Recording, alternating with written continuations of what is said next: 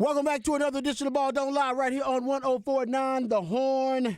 Oh, it's good to be back. The Hump Day edition of Ball Don't Lie. The full Monty, the full crew is here for you. My boy Harge is back from vacation. We'll get into his thoughts and all of his exploits on vacation. I'm glad that he is back. We'll also get into the big news that dropped about an hour ago. The preseason All Big 12 media selections have been announced. We'll go through them. We'll break it down, go behind the burnt orange curtain, talk some Texas football, talk about all these selections, the snubs, and we'll also get into the Texas win totals. Another Vegas insider giving out win totals. We'll talk about where Texas football stands in that. Also, Astros, Go Astros, win the series versus the Rangers over the weekend. We'll get into that a little bit. And bad news. Bad news for sports fans. Bad news for Major League Baseball. We'll get into that, too, coming up next segment when we talk some hardball with my man Hardball. And also NBA free agency. We'll get into that at the top of the 4 o'clock. Dame Lillard finally has requested a trade. We'll drop into that discussion as well. Before we do, let's introduce you to the rest of the crew. He was a second-round pick for the Montreal Expos, but a first-round pick for the Austin Radio Network. He originally committed to the University of Texas, but decided to forego the 40 acres to chase his dream in the cheese. Pimping ain't easy, but for this man, it's a breeze. Ladies and gentlemen, Mike Hardball Harge. What's going on, brother? It feels so good to be back. I mean, I enjoyed my time off, but I'll tell you what, I missed talking and chopping it up with you because there was so much that was happening while I was gone. Tons was I happening. was like, oh, my goodness, for your boy to go on vacation. Harge was texting like, hey, y'all need me. I said, if y'all need your boy, I got you. Spend time. Chill with the fam. I want wifey, because I know wifey's been talking about she want to hang out with just you and the fam. I said, no, man, be a family man for just this week. I was like, man, I got you if you need me, dog. Don't get caught up. Wife was like, what you doing? Here in the back, what you doing? What you doing? No, we don't need that. We don't need that. I'm so glad to be back, but there's so much to get into, and I'm just glad to be back and chopping it up with you. I told Patrick, I was like, man, I haven't seen Patrick in 2 weeks. That's right. Because he was on vacation. By the time he left, I was leaving. When he was coming back, I was leaving. So we just gave each other a high five and was glad to be back. But let me talk about my man that sits across from me. He hails from H-Town with the Get Down. He's a lifetime Longhorn and a proud card-carrying member of DBU. Legendary lifetime and now college football Hall of Famer Derek Johnson said he was the best cover corner he had ever seen. He's a former NFL DB that still has that passion for film study, but he's not a fan of white condiments. But, of course, he is a fan of you, the listeners. He is my man and yours, Rod Babers. I appreciate that intro. It's always good to have it back. But let's not waste any time introducing the real MVP, one of the hardest working members of the ARN family. He's got a hustler spirit, period. We don't know what he's paid, but we're pretty damn sure this man is underpaid. It's Patrick Davis, y'all. What's going on, Patrick? Oh, good to get back. Short week. Yeah. Yes. Also, glad to be back. Also a blessing. See, that's what Sure, we're grateful. You know what?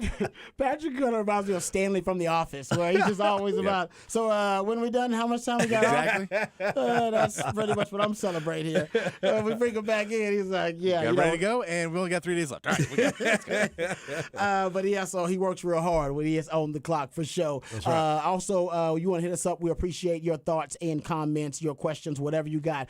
512-337-3776 on the Specs text line. You know how it's done. If you want to hit us up via Twitter, the crew is back. You can hit up Hardball at Hardball Harge in the Twitterverse. You can hit up my man Patrick Davis at It's Patrick Davis. I'm at Rod Babers in the Twitterverse. I feel like we need a little bit of a catch-up period for you, Harge. I know. I need about all some of the of it. stuff that happened. Yeah. So before we dive deep into the preseason All Big 12 media selections, which we will, I just want to get your thought. First of all, about the vacation, but then also about a couple of topics that happened. Right. Because so much happened while you were gone. So much happened. Like Texas they fired their pitching.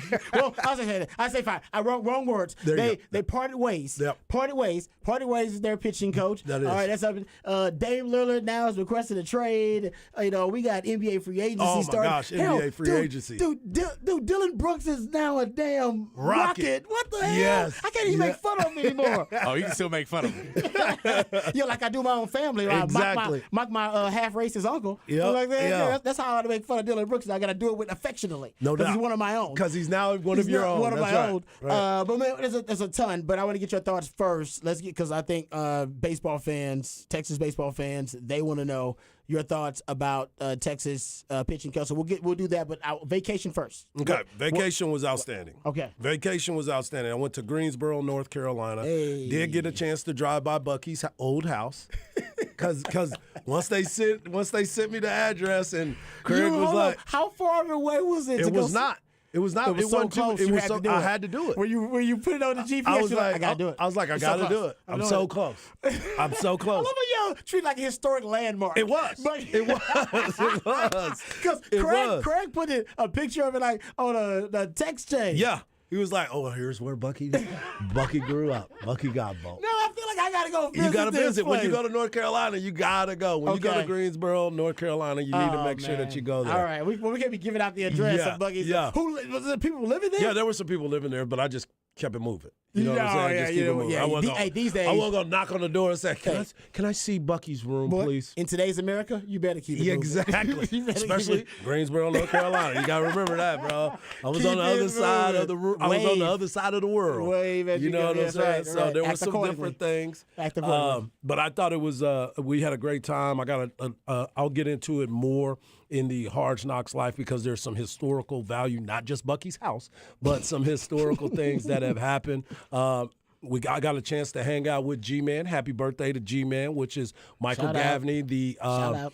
the head coach of the Austin Gamblers. He was there with me because his son is on my team. That's not okay. Yeah. Yes, so we got a chance to meet him at the ride Yes, debut. the debut. Yeah. Yes. So I got a chance to spend some time with him and the kids because a lot of people, we got some pretty cool stories as parents on our team, right? And a lot of people don't know other people's backgrounds. So when you get those opportunities and you explain to the kids who certain people are, they got a lot of questions. So it was fun for me to watch these kids talk to a man who is a world champion bull rider and who just happens to be one of the kids on the team's dad. You know what I'm saying? So it was really cool getting to know a lot of these families, which was new to me because remember, my time is spent mostly here in my other job, so I'm not at every event all the time. like 4 jobs. Yeah, That's how you know every damn body. Because he always like, I used to work with him. I'm like, you used to work with him? What does he do? He sells insurance. I used to work with him. I used to work with him because remember, I was selling insurance back in the day. That's why he knows every damn body. Yeah, but North Carolina, I will say this: Mac Brown told me to give you a big old hug, and he loves him some Robbie. Man, Mac's he's a great man. He really is a great man. I love me some Mac Brown. And he set me up with a great tour guide that just happened to be former teammates with Aaron Williams. What? That's how small of the Oh, world this is. Are you serious? Teammate in the NFL with Buffalo, Denoris Searcy was friends in the second. Did you reach out to we Anthony took a and Aaron? picture I and was sent a gonna say, picture to him. Yeah, they were like, "You hanging out with fam with fam," and I'm like, "Yeah, we got you, man. Wow. We got you." So Small world. very small world. But I will say this: prices in North Carolina way cheaper than Chuck prices here in Austin, Texas. Of what? Just everything? Goods, Everything. services, everything? We're going to eat dinner, and we took 2 other kids with us and my family, so we got 6 people at dinner. And my bill was $160, and I'm like, yes, because if that normally happened, $300, $400 on the trip. So we drinks. So we drinks. Yeah. So we had a good time, but I was like, man, I love these prices. Wow. Yeah. Still got some country prices. Still for you. got country prices for you. There you go. For sure. And very nice people too. There you go. Okay. We're not going to everything that happened. Yeah, because I'll talk about it in a little bit. No, we will. And but real quick, why you think Texas hasn't announced the parting of ways with the pitching coach? Why hasn't their announcement come from 40 Acres yet? It's been a long time. Because it's baseball and it's the summertime, and Is it really? they Just want to 'cause? draw it out a little bit. Okay. And maybe they're working on some things behind the scenes to see if make it all amicable. But when I text y'all and say, hey, if y'all want me to come on, I'll talk about it. The reason why I really wanted to talk about it is, his contract stated one season. Mm-hmm. The other coaches stated 2. So sometimes you're looking at that, and again, a lot of people make a lot of different moves, and maybe Woody felt like there was another place that he could be, or maybe he was just like, man, I can't do this anymore. I thought it was going to be fun, and maybe it wasn't fun for him. Yeah. So there's so many different things that would go into the conversation, and it was like, all right, let me get this one shot. I get my opportunity to coach at a Division I, the Division I baseball program when you talk about the University of Texas. And he wanted to see what it was all about. Maybe he goes back to the JUCO ranks. Maybe he becomes a head coach. Maybe he gets another job as a pitching coach elsewhere. But there was obviously some times where you were wondering how the relationship was with Coach Pierce as well. Woody is a big leaguer, 17 years, and grinded and got it out the mud. He's a University of Houston baseball player. You know what I'm saying? So he knows what it's all about. But my biggest takeaway with this change is I'm more interested to see who is going to be the replacement. Is there a name out there that would pique the interest of others here at the university? And I'm still waiting on that. I thought it was going to be last year. I thought it was going to be Frank Anderson last year. Didn't happen. Didn't work out that way. But I am definitely scouring to see who's going to be the next pitching coach. Yeah, a lot of Longhorn fans are interested not only in your opinion of it, but they think like you. They want to know, like, hey, who's next? They don't really have that big of an issue, at least based on what we can gauge from the Specs text line with the parting of ways. Right. If that's the case, it's like, all right, well then make sure it's an upgrade. Good. That's right. Make sure it's somebody else. As long as you're upgrading, it's all good. Yeah. Right. Okay. Well, the other part about that too, Rod, and then we'll continue. The other part about that too is when you start looking at what is going to help you get over the top. What is going to be the difference? I didn't think Woody Williams was the problem. I didn't think the pitching staff. How many times did we hear him talk about how great the development was of LeBaron Johnson, who may get drafted pretty high? Yeah. You know what I'm saying? So you start looking at that and you're saying, well, if there's development and you can see some guys get better, that's what we want, right? Isn't it what it is when we start looking at development? We were talking about it with football.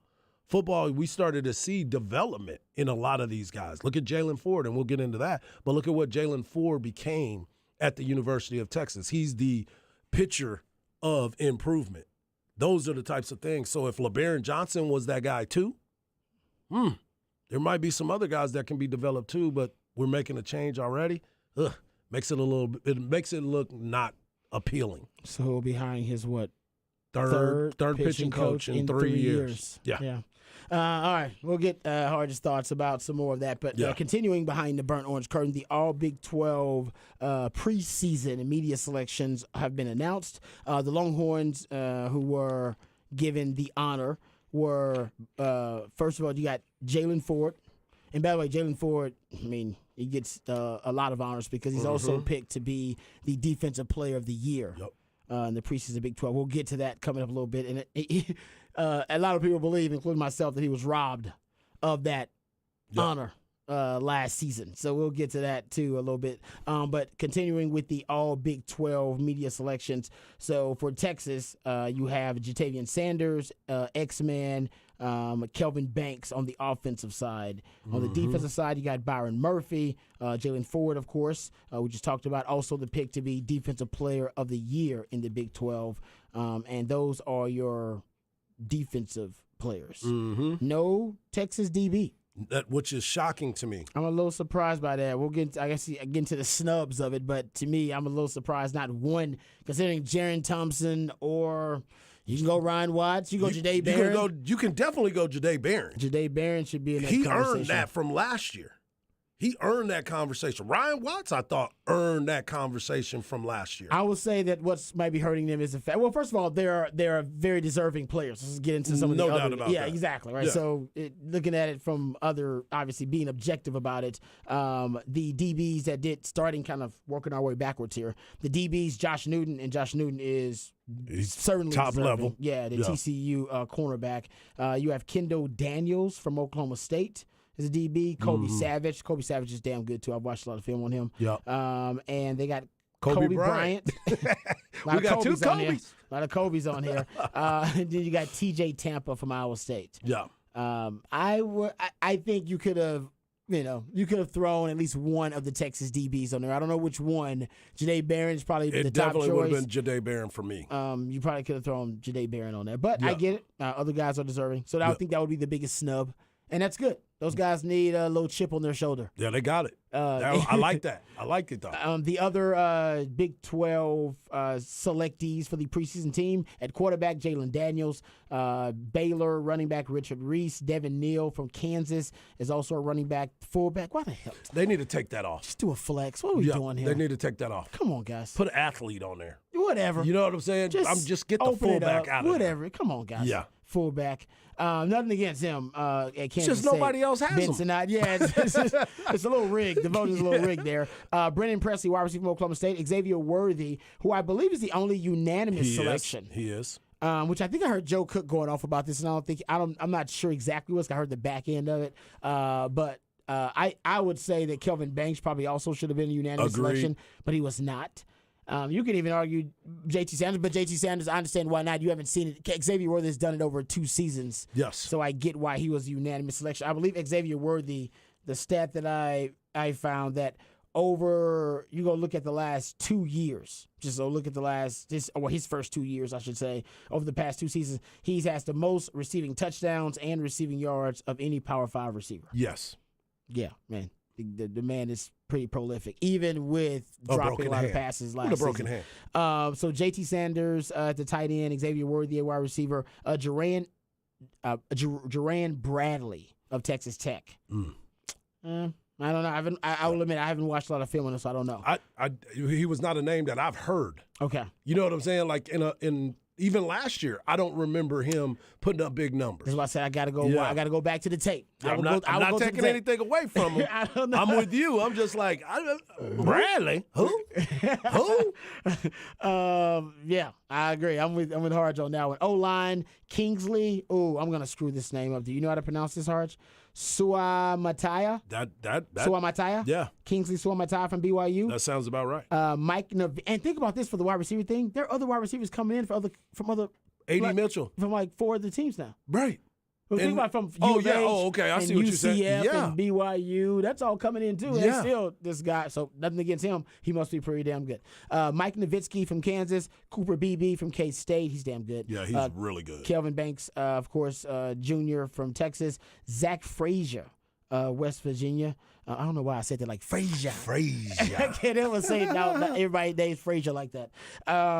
Plays kicker Griffin Kell, Phillip Brooks, the kick returner, punt returner from K-State. He's really good. And D-line Dante Corleone. That's pretty cool. I like that one. That is cool. That is really good. Ethan Downs from Oklahoma. Dominique Williams from TCU. We talked about Byron Murphy and from Texas. He's probably going to be your best defensive lineman this year. Also Jalen Hutchings from Texas Tech. Texas Tech gets some representation on here. That's where I'm like. A lot. Okay. That's where I'm like. Okay. I'm like, come on, how Harsh feels man. about Texas Tech. They got a lot of momentum though, especially in the recruiting world right now. I think they're still like a top 25 recruiting class of 2024. Colin Oliver, who I'm a big fan of from Oklahoma State. Linebacker Johnny Hodges from TCU. Yep. He is a good player. And then we just went through the DBs. The punter is Mason Fletcher. But as we said, only unanimous selection is Xavier Worthy. Which goes to show you how wide open the Big 12 is this year. As a matter of fact, it's so much of a different Big 12 that the color scheme on the Big 12 website is black now.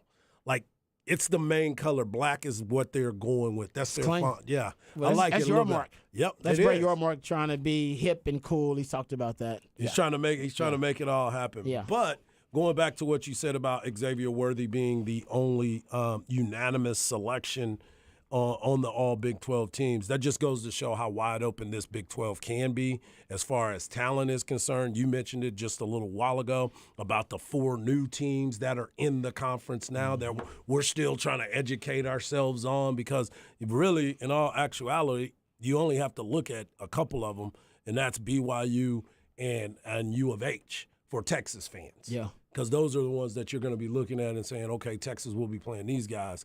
So now let's see what happens. But I'm excited for the football season. I mean, it's right around the corner. We're going to be at Big 12 Media Days next week. We were talking about it. But this right here is just that get you going a little bit. Get you a little something. Yeah, get taste. Little snippet of it a little bit. Taste yeah, it definitely, you could tell you're going to have to educate, all of us are going to have to educate ourselves more on some of these other teams because they were Cincinnati gets a punter and a lineman, and BYU gets a lineman, and that is all they gave anyone from the new teams. Yeah. So I'm not sure that people are necessarily is up on them, but that means they're going to come in with more of a chip on their shoulder. Be like, y'all don't think we're going to, like, y'all put us in the conference and we're just supposed to sit back. We're not West Virginia. No, but it's Jalen Ford had that chip on his shoulder. He still should, because the snub he had last season after not being named Defensive Player of the Year in the Big 12, to me, was pretty egregious. Yeah. I mean, you talk about he had 6 straight games forcing a turnover. Which makes zero sense on crazy. how he was not the guy. He won like 3 games. 3 games for Texas. Yeah, I mean, you crucial. Just kind of throw it out there. Yes. Only Power 5 player with 4 interceptions and 3 forced fumbles. This comes from my man John Bianco. So facts. Yeah. Only FBS player with 4 interceptions, 3 forced fumbles, and 2 recoveries. Only FBS linebacker with 4 interceptions, and he tied the UT linebacker record. You bring up Derek Johnson all the time in the intro. Yep. Tied him, I believe, for interceptions in a single season at Texas, and is the only player in the Big 12 to put up at least 100 tackles, 10 tackles for loss, 4 interceptions, 3 forced fumbles in a single season since 2000. Yeah. And didn't win Defensive Player of the Year. That's the thing that drives me nuts. He was Defensive Player of the Week 3 times. Yes. That's why it was so upsetting when the news came out that my man from K-State won it, because everybody predicted him at the very beginning of the season. Felix Enudike Uzoma. And I'm like, well, he ended up being a first-round pick, so I'll go ahead and let him have it. I'll let him go ahead and make that. Yes, he did. But Hey, we're not saying he's a good player. He's not a good player. We're just saying Jalen Ford had a better season. yeah, Amen. no doubt. No doubt. facts. Yeah, facts. I totally agree. As I said, it's the numbers would. So to Patrick's point, a lot of guys with chips on their shoulder. Texas DB should have one now. Yep. Jalen Ford should have one. So going into the season for the Texas defense, a lot of chips on the shoulder. And that means that everybody's going to be motivated. Everybody's got something to prove. It ain't how you start, it's how you finish. Amen to that, brother. There we go. I think Kelvin Banks should have one too. I think so too. He should have been a unanimous selection, and the only reason I say that, and I'm not just being a homer here, to Harge's point about Felix Enudike Uzoma, he was a first-round pick, 31st selection in the NFL draft. Texas faced 4 defensive ends who ended up being drafted first round in this year's previous draft. So Kelvin Banks got a chance to face off against those guys as a true freshman. Yes. True freshman at left tackle, facing at least 4 here. We don't know how many this year. Yeah, exactly. Let's do at least 4 first-round picks in one season. Number 3, number 7. Number 3 was Will Anderson. Number 7 was Tyree Wilson. Number 15, Will McDonald. And we just talked about Felix Enudike Uzoma. And by the way, in all, you go look at the Pro Football Focus grades, only once did he have a grade below 80. Right. And it was versus K-State. So getting to your point about Enudike Uzoma, hey, maybe you got something there. Maybe. But every other grade was 80 plus. This is a true freshman now. And he allowed 0 sacks versus those first-round pass rushers, defensive ends, edge rushers who were drafted in this year's previous draft. 0 sacks, 4 pressures, and had 0 penalties. Right. I mean, that's balling. That's balling, which is why you go there and say, who didn't vote for him? Man, watch the tape. Right. Watch the tape. Are you holding a grudge for something? I don't know. Did he not grant you an interview? That's Bianco. Don't blame him. That's Bianco. I don't know what's up with that. Yeah, that's crazy, man. He would have a case, so he should have a little chip on his shoulder too. But I'm with you about Jahdae Barron and Quinn Ewers. Some people said, "Oh, what about Quinn Ewers?" Listen, Jalen Daniels. We've been talking about him since the year before he got hurt. Yes. Yeah, this dude is a baller. We get it. Now, again, I'd much rather have Quinn Ewers with a chip on his shoulder trying to get placed at the number 1 quarterback in the Big 12 than him walking into the season after last year and thinking that, no, it's all good. It's all good. No, chip on your shoulder as well. Go get it. I agree. How about this? If you look at BetGM, BetGM, MGM, BetMGM. I'm sure there's a BetGM too. There probably is. MGM, Yeah. BetMGM and Heisman Trophy odds. Quinn Ewers he's 3rd in terms of the favorites. Caleb Williams and Jaden Daniels. There's a Jalen and a Jaden. Yes. And I believe people at times can mix them up just because, and not on purpose, just because they say Jalen and some people hear Jaden. Yes. And they'll say Jaden, some people hear Jalen. Right. And why not? Because they're both going to be really highly And touted they both QBs. play quarterback. And they're both playing quarterbacks, and they're ballers. Yep. All right, so yeah. One's at LSU. And one's at Kansas. And one's at Jalen Yeah. at Kansas, Jaden Daniels at LSU. Yeah. They got Quinn Ewers third behind Jaden Daniels and Caleb Williams, who's obviously the favorite. And if you go look at highest handle percentage, which is basically the money wagered by bettors, Quinn Ewers is at the most. Yeah. Rightfully so. They saw that picture. 15% handle. But that's not the freakiest part. You know what the freakiest part is? Xavier Worthy is second in handle percentage, meaning amount of money bet on Heisman contenders. He's at 12.3%, ahead of Jaden Daniels. And he like plus 1,300. 10.9%. I think he's like plus 13, or not 1,300, 13,000. It's something weird like that, but Josh, I was at Josh Pate from Yes. he did a whole bit about it. We'll play it later on in the show, but he did a whole bit about it. And, Yeah. but I went and did the research. I was like, let me go see if there's something to it. No, it is. People are betting a lot of money on Xavier Worthy to be a high, because it's just great. It's just great, value. Yeah, you want It's great value. You want It's value. great value. And you go, man, if they threw the ball to him that many times with a broken hand, man, if he's healthy, Exactly. good Lord, he's going to get a lot of targets. Exactly. That's a great That's point. exactly what my thoughts were. And I was like, And then after listening to Josh Pate talk about why he believes that's such a great value, I was like, I might want to throw a little bit over there. No. Sark is obsessed. Yes. I remember at Oklahoma State game, we found out later on, Quinn Ewers had a messed up hand, and Xavier Worthy had a messed up hand. He had a broke hand quarterback throwing to a broke hand wide receiver, and he kept doing it. 14 overthrows in that game. Yes. And like, Sark, why you continue to throw this? I'm obsessed. So, honestly, that is great value, man. That is really good value. I'm in on that. And Sark does have a wide receiver on his resume that won the Heisman. Yes. And he's obsessed with getting the ball to X-Man. That's... Hey, I and saw it that makes you number and I was think, like, and you're like, I might have to throw something out there. the value won't last long, so jump on it right now. Yeah. We'll play it for you later, but I just want to get to you. That's from BetMGM.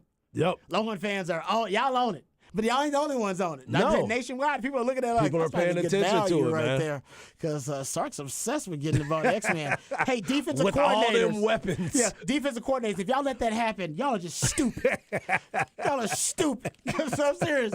Y'all are stupid. We know what he's gonna throw it to. He's gonna throw it to him deep too. If that happens, I'm telling you, y'all are just stupid. No Now, doubt. it should be Quinn that should end up winning the Heisman Yes. if that's the case. If he's that prolific, if he's in the conversation, because Quinn should have better numbers. Because JT Sanders, who he's throwing the ball to as well, and Jay Witt, and AD Mitchell, and all the other targets. Isaiah Nayor. Yes. Yes. Oh man. Yeah. This is gonna be something. It is going to be something. Amen to that. That's just a great way of saying it. It's going to be something. This is gonna be It's either something. gonna be. It's like Deion Sanders in Colorado. It's going to be either spectacularly glorious, Right. or it's going to be a disaster of epic proportions. And I'm not sure which one it's going to be. But I'm here for the ride. But damn I it. am here All right. for the circus. Drinking the Kool-Aid. So let's go. All right, we'll talk about Astros, Rangers on the other side, and the bad news from Major League Baseball right here on Ball Don't Lie. 104.9 The Horn.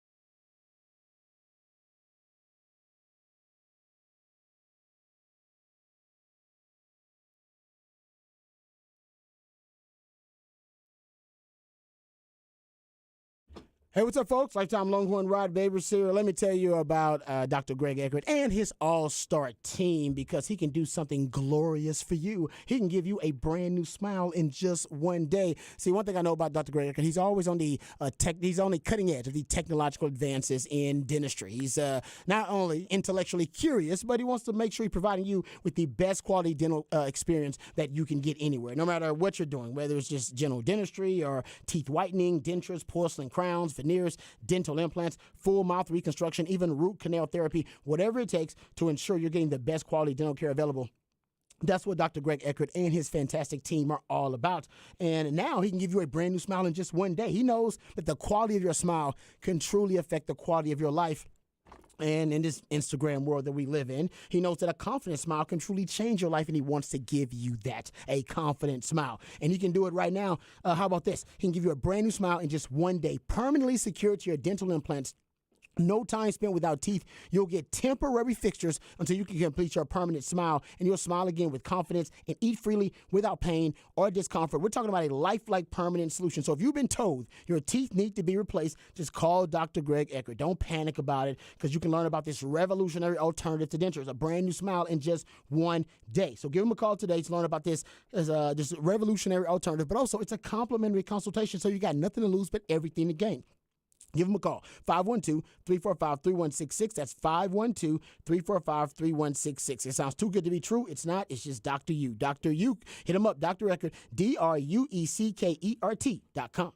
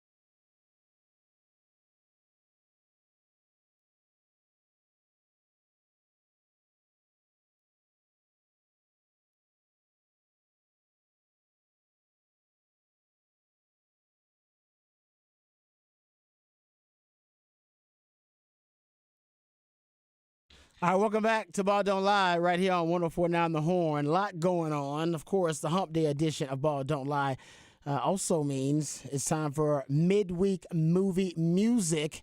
And that's when my man Patrick takes songs from a certain soundtrack that inspired him. And based on the selections that are played, Harge and I are supposed to gather clues and hints, breadcrumbs that lead us to the featured film of midweek movie music. Oh, yeah. I do get a vibe from it. I got a vibe.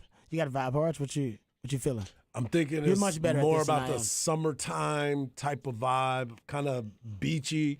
I'm going to go, it's a movie, though. It's a movie. It is a movie. Beachy. I like that beachy. I like that. Cocktail? No. That's a great guess. It's a solid. I mean, it's a solid That's go a at it. solid guess. Yeah. That isn't. No. You man, swing away. Yeah, I'm just, I know you're.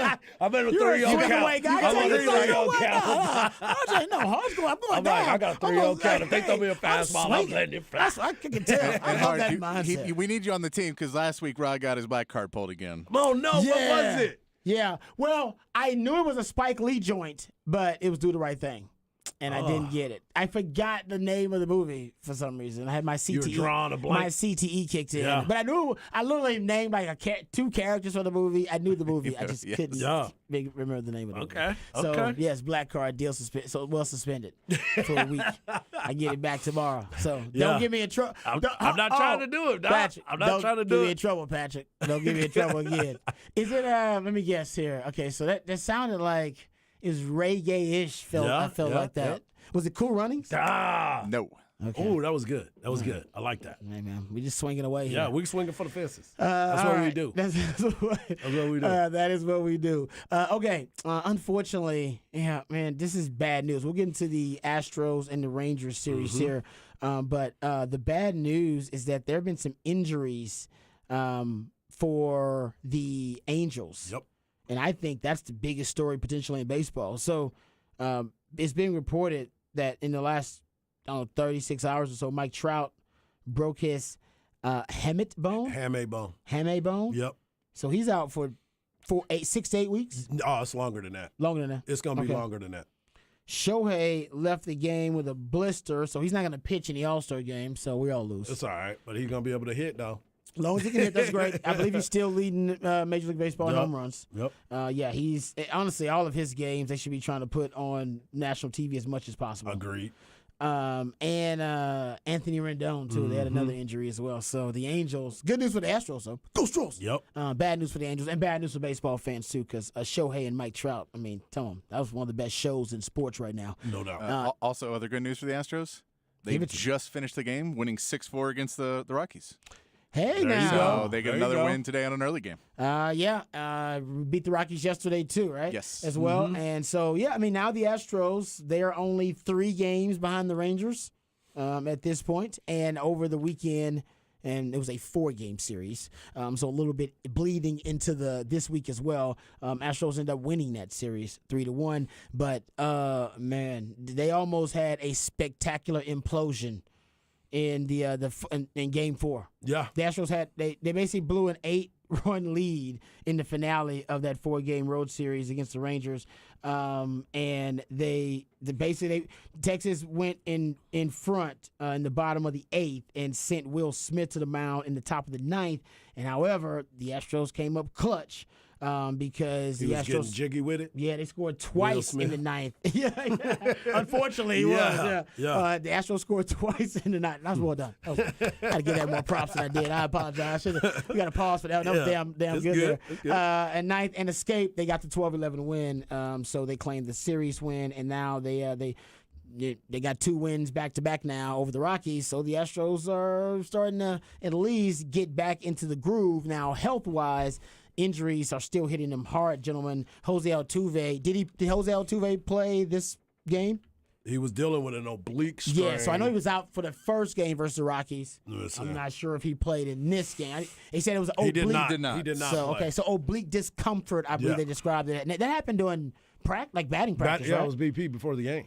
He ended up having Yeah. this little bit of discomfort, and you're right. You know, you start looking at what the Astros are doing. It has become one of those things where Michael Brantley got shut down again as well. All baseball activities. All baseball Done. activities done, and we've already talked about Lance McCullers and the fact that they are in the position that they are with the standings and still being in the mix of it all. That's just what they do. I mean, fortunate enough for them, they have a good farm system Yes, where they can continue to bring up guys. They developed well, and that is one of the things that you continue to look at and say, okay, who's going to fill in? Who is going to be that team that is going to be able to who's going to be that guy that comes in and help us win.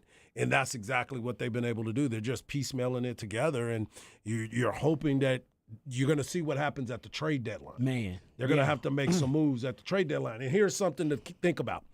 The New York Mets are talking about being sellers again in the trade deadline. So there's some names on the Mets team that you might want to look at. Verlander, Scherzer. Whoa, So really? I don't know if they want that price tag, Yeah. but you're missing your entire pitching staff. 3 starters, right? Yeah. 3 starting pitchers are out pretty much, you're missing your staff. And I just said they've done well with the draft. I mean, with the development in the organization. But is that something that you are willing to sacrifice when you know that you're trying to win a championship again? So that's something to pay attention to. But going back to the Angels and what you were talking about Shohei and Mike Trout and Anthony Rendon all being injured, that hamate bone, I've actually had surgery. Where's on the my hamate bone? It's the hook of your bone that's in the middle of your hand. It's so small, but it causes so much pain. They have to cut your hand open to go in there, and mine got sawed back down. I got mine sawed down. They didn't actually replace it. They just sawed the hook down? Yeah, so what ends up happening is that hook that's in there is so little, but it causes so much pain that you start looking at it. And that's why when he swung, I did mine on a check swing as well, but I didn't know. Trying to pull it? Yeah, trying to stop your swing. So and that little fast. bone I right gotcha. there, for a time in the mid-'90s, every player broke that bone. Almost every – Jose Canseco broke that bone. There was like 5 other guys that broke that same hamate bone that all had to go in and get surgery. So Mike Trout may miss. They say they put him on the 10-day. That's just preliminary, so they could go through all the testing And see exactly how damaged it is. Yes, because I realized my hamate was broken. I always had pain. I always have to play with my hand taped. And you know why all these guys are out there playing with those oven mitts when they're running the bases? Yeah. This is why. This is why. It kind of braces them and makes them know I can't put my hand down. Because a lot of times I used to have to run with gloves in my hand, so I didn't put my hand down. So is the damage done from base running or done It's with both. the plate? It can be done It's at so both. crazy how specific it is to baseball. Yes. And also in other sports. Because honestly, I've Nobody never else even has heard the of it. hamate That's bone right. in any I other didn't know sport. what it was until the doctor told me that I had a broken hamate. But now you talk about how common it is. It is like a baseball specific thing, It just is. based on how you play the game and how it's played. And if his is bad and it doesn't, and it's already like fractured and there's just some strain in there, it can rub against your nerves. That's painful. So it can rub against your nerves, and your fingers can get So it's kind of nerve stuck. damage. Yeah, Yeah, you you can nerve cause damage. nerve damage. Yeah, you get nerve damage. And they told me if I would have kept playing and I didn't get it taken care of, my hand could have permanently been almost closed because I wouldn't have been able to control it. Wow. So I went in, got the surgery. Dude had like a claw. Yeah, I would have had a claw. Like, ironically. I would have been like, hey. hey. Is that you hitting your women with your claw? Get over here, woman. I told you to come here. Right, that would have been tough. He's hideous. Your life would be so much different if you ended up with a claw With a claw hand. That's right. You wouldn't be. I've been having to try to make some adjustments in life. But yes. So it can be a very painful deal, and I know that they're going to do everything that they can. I got mine done. It was 1993. Headed into the 1993 baseball season. I got my surgery done right before the season So how started. painful can you? How can you play through it? You Pain? can play through it, but like I said, if there's close to the nerves and all that Then stuff, it's you want to gonna go be- in and just go yeah. get the surgery. Man, Yeah. wow, that's a great breakdown right Yeah. there. But it happened to you, so you already know. Yeah, so I know what it's all about. As soon as I saw it last night, I was like, oof, they talking about 4 weeks. Nah, man, that's going to be a lot They're longer. being optimistic. They so been- yeah, so they looking fans at don't it. check out. Exactly. Yeah, they're like, no, We got a chance. The Angels are playing good baseball, but Now- then all 3 of them got hurt at the same time. Yeah, so that's done. Yeah. Lost Astros. I'm out of there, Astros son. surging. Astros and the Rangers, baby. That's Keeping what it- it's gonna be all about. The Rangers actually did. They set a 4-game attendance record at Gilf. Oh, yeah. Had 4 sellouts in a row. Well, I was against the Astros. Man, Might as well yeah, come it shows in. you that the Rangers fans are all in. It was the first time the franchise had sold out all 4 games of a 4-game series since moving to Arlington in 1972. Yeah. Hey, and I'll tell you, this is going to be a fun series too because there was a lot of Astros fans there, which means there's going to be a lot of Rangers fans in Minute Maid. Yep. So it's going to be one of those series where you're going to have, every single hit has cheers and boos. No doubt. Everything. Oh, that yeah, it's gonna be happens like Texas has OU. Cheers. Yeah, exactly. But you don't can ever tell know what's happening. because you saw Altuve starts off the series with a home run, and you hear some cheers. You're like, wait, what's happening? They're like, the announcers have to go. All right, well, here's the thing. There's a lot of Astros fans. Yeah, here, too." yeah, right. They did. Yep. They made the trip. And man. if you make the trip from Houston, you're on time. Yeah, exactly. You are on time. That's right. Man, this is I love that the Rangers are good, and because I think it's really good for this rivalry, man. So last time the Rangers had at least 4 consecutive sellouts in a single homestand was a 6-game home stretch in 2012 against the Yankees. And that's when they were good. And That's Tampa when they Bay were. Rays. That's when And they were they were battling. good. That's when they were Yeah. battling for Damn the right. world, headed to the World Series. So. That's the perfect time. So you start looking at that, and everybody keeps saying, well, they don't even have DeGrom, and look how good the Rangers are doing. You're right.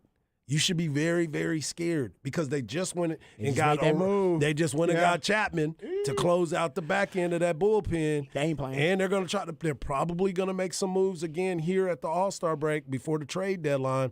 They're going to be buyers again because their farm system is stacked with talent too. And then you think about some of the guys that are in the big leagues that aren't getting at bats either. You like the Bubba Thompson. Bubba Thompson just got moved back down to Round Rock so he can get some playing time. So this is the time where there's going to be some buyers and some sellers real quick in this baseball deal.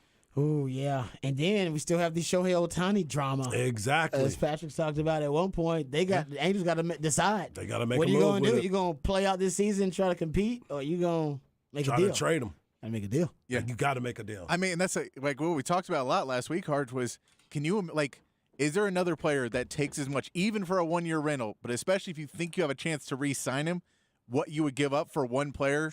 Because it's not one player. It's 2 players. You're getting a best pitcher and a best hitter. Exactly. I don't know if there's ever been a trade value like that at a trade deadline. And if you're trying to do it for the rental, as you were just talking about, and you feel like you have the squad to do it, the team that I would say that needs to go and get them, Who that? the Atlanta Braves. Ooh. The Atlanta Braves, the hottest team in baseball right now. That'd be crazy. They are 9-1 out of their last 10. They are plus 140 in run differential, and they are leading the NL East again.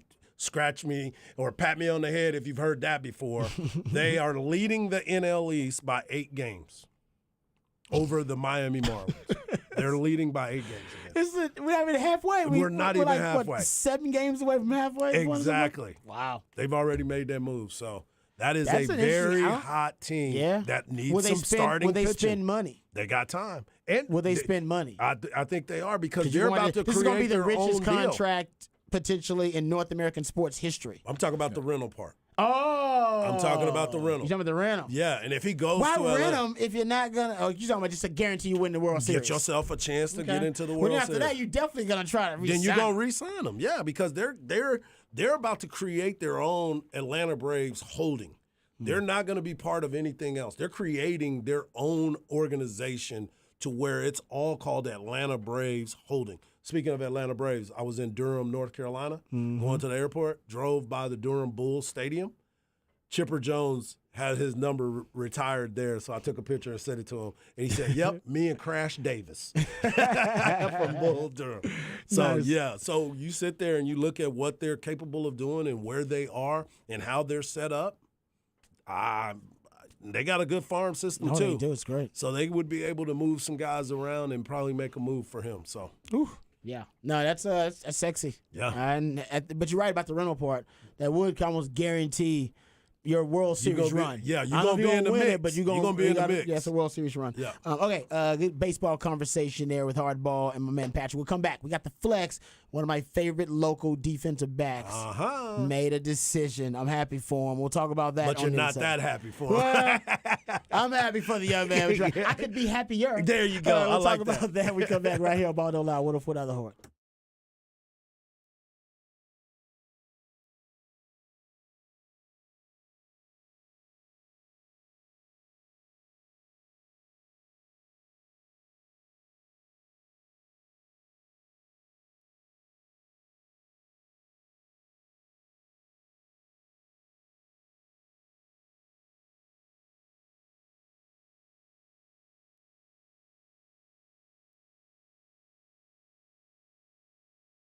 Hey, what's up, folks? Lifetime Longhorn Rod Babers here. Let me tell you about my favorite tequila, Hot Cat Tequila. As a matter of fact, over the 4th of July weekend, I got a chance to enjoy my favorite tequila, toasting to Independence Day, and got a chance to enjoy all the festivities and also get a chance to enjoy the fantastic taste of Hot Cat Tequila. The cat stands for cinnamon, agave, and tequila. You already know that. But also the recipe is just as simple, just as brilliant. It's just cinnamon, agave, nectar, and tequila. That's why it's so light. That's why it's so smooth. It's every tequila lover's dream. And even if you're not a fan of tequila, how about this? Hot Cat Tequila will turn you into a fan of tequila. Just give it a chance. Matter of fact, I had some friends of mine over, gave them some Hot Cat Tequila. Not tequila fans, but they still loved Hot Cat because it was just that good. It'll turn any event into a party. Every party feels like a celebration. So celebrate and turn up with Hot Cat Tequila. Once you try Hot Cat, you'll never, ever go back to that old cinnamon whiskey or that cheap tequila you ordered rounds of when you were just trying to get the party started. Turn up your party with Hot Cat Tequila. It's the perfect way to pregame for all the big games, concerts, festivals, or any night on the town with family and friends. Best served cold for a quick round of shots or to sip on the rocks. Visit cattequila.com. That's cattequila.com to find a store near you that sells Hot Cat Tequila or to find a bar near you that serves Hot Cat Tequila. Toast and turn up with Hot Cat Tequila.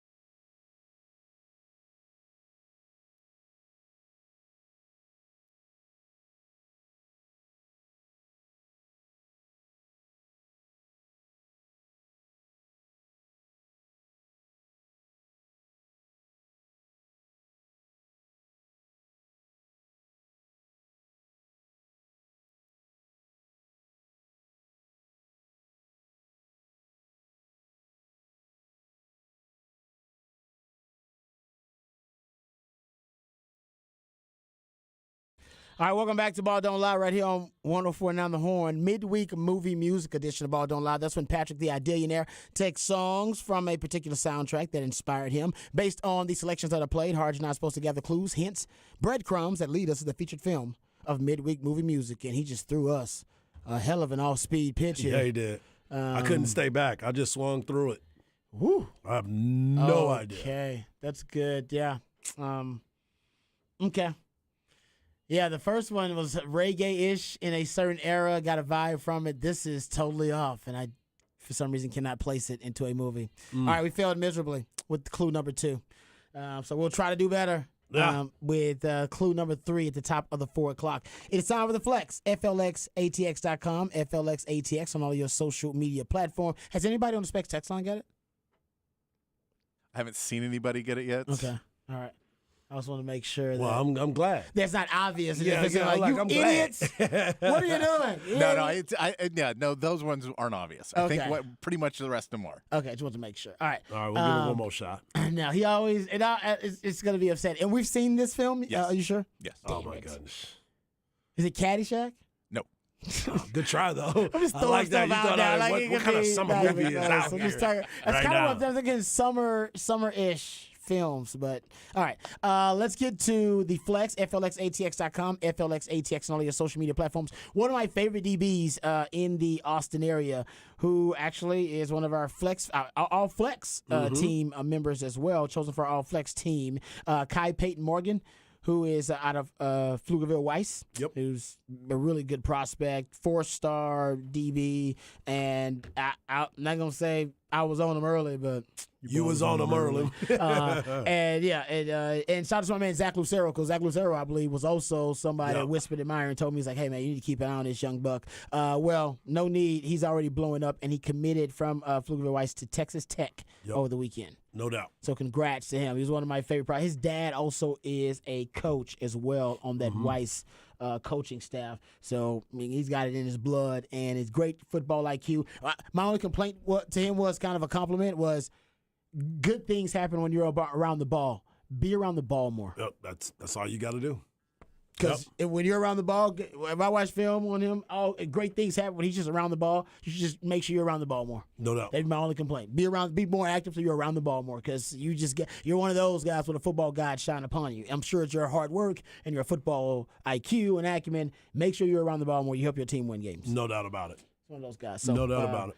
But Texas Tech, man, making moves. They're making big moves, and Making it's kind of moves. interesting, too, because I was looking at some of the names of the players that they have at Texas Tech. We've been talking about this area, the hotbed. You just brought up Peyton Morgan. You also got to look at Jacob Ponton from Dripping Springs, 6'7", 278. He's an offensive lineman. He's verbally committed to Texas Tech. And Will Hammond, who now has a 4-star, the quarterback from Hutto, 6'2", 195. He's a commitment to Texas Tech. And now Texas Tech has 17 total commitments in the 2024 class. They're racking it up. They are racking it up. they're racking it up. And I want to give a shout out to my kinfolk, Nico Hamilton. He's been on the tour right now. He's been he went to Rice, he went to TCU. He also went to Columbia and Brown University as well, taking that tour. And big things are coming from that young man. He's working hard, got his 40 down, got that working. So he's going to be ready to go this year. I remember Bucky kept saying he believes that Nico's going to have a huge year Got this some year. Ivy League interest. He's got too? some Ivy League interest. That means you got some brains about you. Yeah, you do. Yep. Yeah, you do. So congrats. And Texas also had a big recruiting weekend. We'll talk some more about that when we talk Texas football in the 5 o'clock. So we'll get back to the all Big 12 preseason selections by the media for the Big 12 teams. All of that and more will come back. We'll get into the NBA free agency frenzy. Dame Lillard made it official, requested a trade. We'll talk about what that means, what could be the butterfly effect of that, and also Rockets, Mavs, and Spurs. We'll talk about what the updates are about NBA free agency. All that and more right here on Ball Don't Lie, 104.9 The Horn.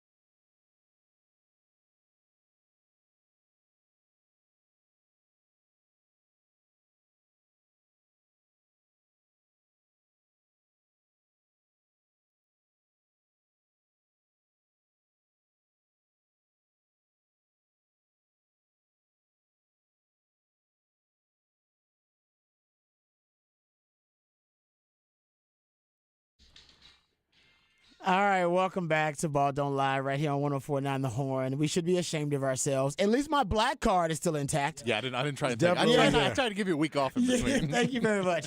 Midweek movie music edition of Ball Don't Lie. That's when Patrick, the Idillionaire, takes songs from a particular soundtrack, and based on the selections that are played, Harj and I are supposed to gather clues and hints, breadcrumbs that lead us to the featured film for midweek movie music. And it is Back to the Future. Which one? The original? The original came The out original. July 3rd, 1985. That is good. Also, summary film. Yeah. Should have just threw that out there. But I would say that, I don't even remember those first two gems on this movie. And I've seen this movie. How many times have we all seen Back to the Future? I don't know. Easily 30 times or something Yeah, like the that? crazy part is that first one is Eric Clapton. Okay. Yeah, so That's what's weird is that reggae song was Eric Clapton. that's weird. That's doubly weird. It's weird that song is on the Back to the Future soundtrack, and then even weirder that it's Eric Clapton. Right. Yeah. Okay, yeah. No, I love Back to the Future. Back to the Future, you know what? Actually, it's crazy. I was just reading. I'm going to try to find this. I did a random rabbit hole session about Back to the Future not too long ago. I got to go find what the notes were about it, and I'll try to find some random factoids about Back to the Future, because it wasn't supposed to be, like, basically people kept shopping it around, and nobody wanted to really invest in it for different and reasons. then Michael J. Fox wasn't going to be Marty McFly to start with. Yeah, it was exactly. Those was a lot of Yeah. weird stuff, and then it finally came Got to it to work. fruition. Yeah. And it did end up working out for him. All right, so we'll get into that. But great job as always from my man Patrick. One thing weird about Back to the Future though, that was strange. One thing weird? There's a lot of weird things in Back to the Yeah. Future. Marty McFly's dad, when he first meets his dad. Today that movie could not be made because it was politically incorrect in a lot of ways. Yeah. Because Yeah. Yeah. yes, there's a lot of political incorrectness about it because he's basically a peeping Tom Yeah. when he first meets him. When Yeah. his dad's like peeping in on, was it Lorraine? That's not Is it the Lorraine? weirdest. That's Lorraine. not the weirdest part of that. That's not the movie. word, but also, he almost ends up getting it on with his mom, which is Very weird. incesty.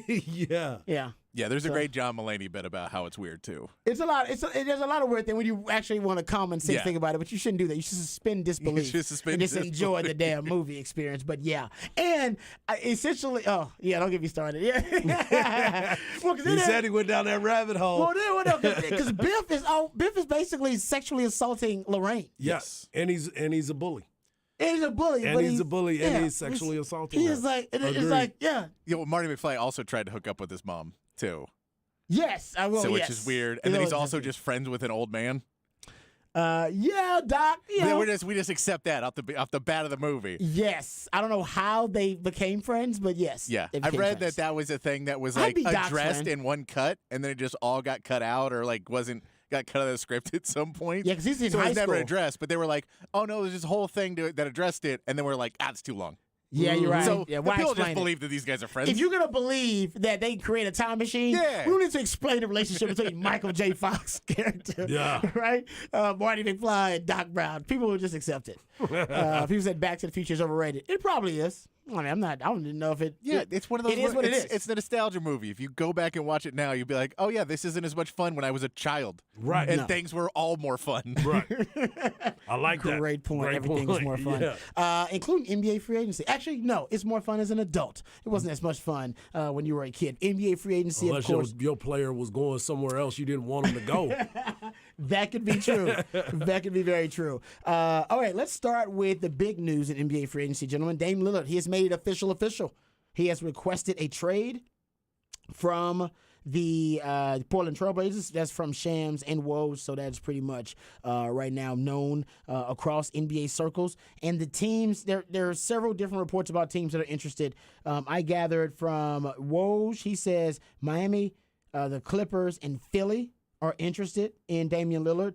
His preference is Miami. That also comes from Woj and Mark J. Spears. Chris Haynes is reporting that Jimmy Butler has relayed to the Miami Heat weeks ago that Dame Lillard should be the number one target this offseason. He's also reporting, Chris Haynes, that the Pelicans, the Celtics, and Clippers and Timberwolves have all inquired about the cost of Damian Lillard at one point. Mm-hmm. And Mark Stein says the ultimate dark horse Come on. for Damian Lillard is Utah. He says Utah has a lot of assets, and it's Dame Lillard, obviously old stomping grounds when he was in college, that kind of thing. Weber State. There you go. So he said they're the dark horse because they actually have a team. Nobody watches a lot of Utah, so they don't care, but a team that would really fit him. Well, not only that, they have an actual trade to offer for a star player. They have assets. Pretty much the only team that we discussed, them and the Spurs, are the only team that could offer anything that would be valuable. Now, the Spurs shouldn't. The Spurs should stay away. Not the move they need to do. Not what they're going to do. I was wondering. But the Spurs and Utah have collected a lot of picks, have good young talent. That is what you'd want. And so all these other teams basically don't have any. And I think a lot of these other teams got in the conversation when they saw what Miami could offer. And they were like, yeah, we can beat that. We can beat like 2 picks and like 3 pick swaps and Tyler Hero. We can beat that. Yeah, they got Woj has said that Portland is not impressed with the Portland trade doesn't offer. want Tyler Hero anyway. Yeah. So then if you wanted to make that trade, you have to go find another place for Tyler Hero where someone's going to give up draft picks or another young player for Tyler Hero, which nobody wants to do because no one wants to help them get Dame Lillard, and other owners and GMs are not necessarily thrilled about, hey, let's let star players sign 4-year deals and then pick their destination. Right. Right. That's what I was going to say, because he's under contract for 4 years. So now it's got to be that salary.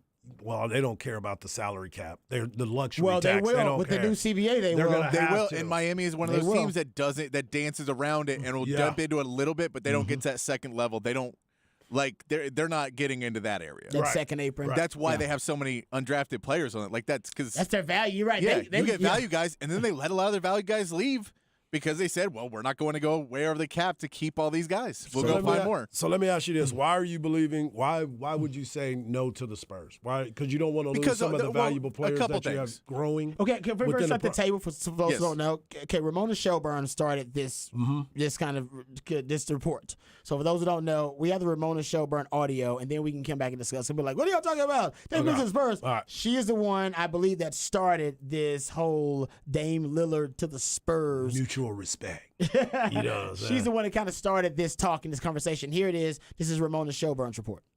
So I also think you should keep an eye on the San Antonio Spurs here. The Brooklyn Nets have a lot of picks. The Portland Trailblazers would want to get back young players and picks.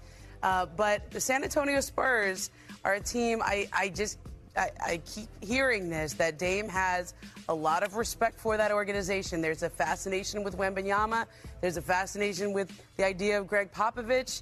And I know the Spurs are seen as a facilitator team here. They certainly could be that. But there is a lot of there's a lot of interest from Dame's side in the San Antonio Spurs as well. So I think that's another team to keep an eye on in these constructions. Okay. Now, gentlemen, continue, because that's basically so there is some substance to it. It's not just us making up some random conversation. Yeah. No, I wasn't surprised to hear their name get thrown into it, but I do think it's basically all from Portland's side. Maybe Dame's to knock up asking price. Was they were like, oh no, maybe we'll talk to a team that has like 4 good young players and a bunch of picks. They got Atlanta Hawks picks, which Atlanta Hawks picks right now look real good. Right.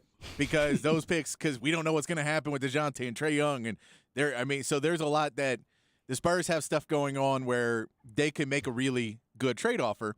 However, if you're the Spurs, you basically say, hey, man, we got Wembanyama. We're selling tickets. We're doing good. We're building to get a point. So we're in 2-3 years. We're competing for a title. Let's throw away all our talent. Let's throw away all our picks, take away all our leverage, and get a guy who's going to come in, and we're still not a title contender at all this year, even if he plays.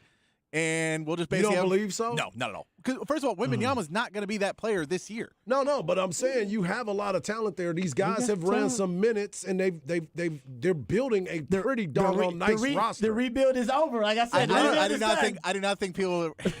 I don't think you go from as much people are like they were tanking, and all these players are all of a sudden all-stars. The players are not. There's a reason why this team had the record they had. Like there is good talent on this team. Yeah. But these are a lot of guys. Like you don't. Right now, you'd have Wembanyama, who's a second for an NBA champion. He'd have to play at a level which is higher than I expect him to play next year. Okay. Just possible, but he would have to play at a much higher level because he would have to play at an All-NBA level next year. Okay. And then you would have to throw in Keldon Johnson would probably have to play at an all-star level. I think Keldon Johnson's ready to take that I don't know step. if he's ready to be an all-star. I don't know if he's ready to be one of the 15 best players on a side. And so that's where the problem is. I don't know if they have enough other pieces and experience. You're going into a playoff run basically with one guy who's been in the playoffs before and not a lot of playoff wins in Dame Lillard, and everyone else on that team doesn't have any. Yeah. Like zero playoff experience. And Greg Popovich, of course, does, but it just seems like everything they did in this offseason was let's do things correctly, smartly. We got a bunch of money next offseason. We can start to see where we're at this season and try and get into a playing game and see where we're at. Get our guys a little bit more experience. And then next offseason, we can go and try and make some moves and figure out where we're at. That's what everything is pointed at. And if you trade Dame Lillard, you trade for Dame Lillard, it really seems like you're basically saying we have to win a title within the next 2 years. And that doesn't seem like that's a real long shot that I just don't know why you leverage everything. And then if Dame Lillard doesn't work out, so 3 years in, do you move him again? Now that he's older and he's got $70 million on his contract? I was going to say, when he's 37, guys, he's going to be owed $62 million per. Yeah. So now point. you have him for 2 years that now Wembanyama, right before he needs to re-sign, is going to be like, well, this sucks. Yeah. I got a guy who's a bigger star than me, who has been around the league and he knows everybody.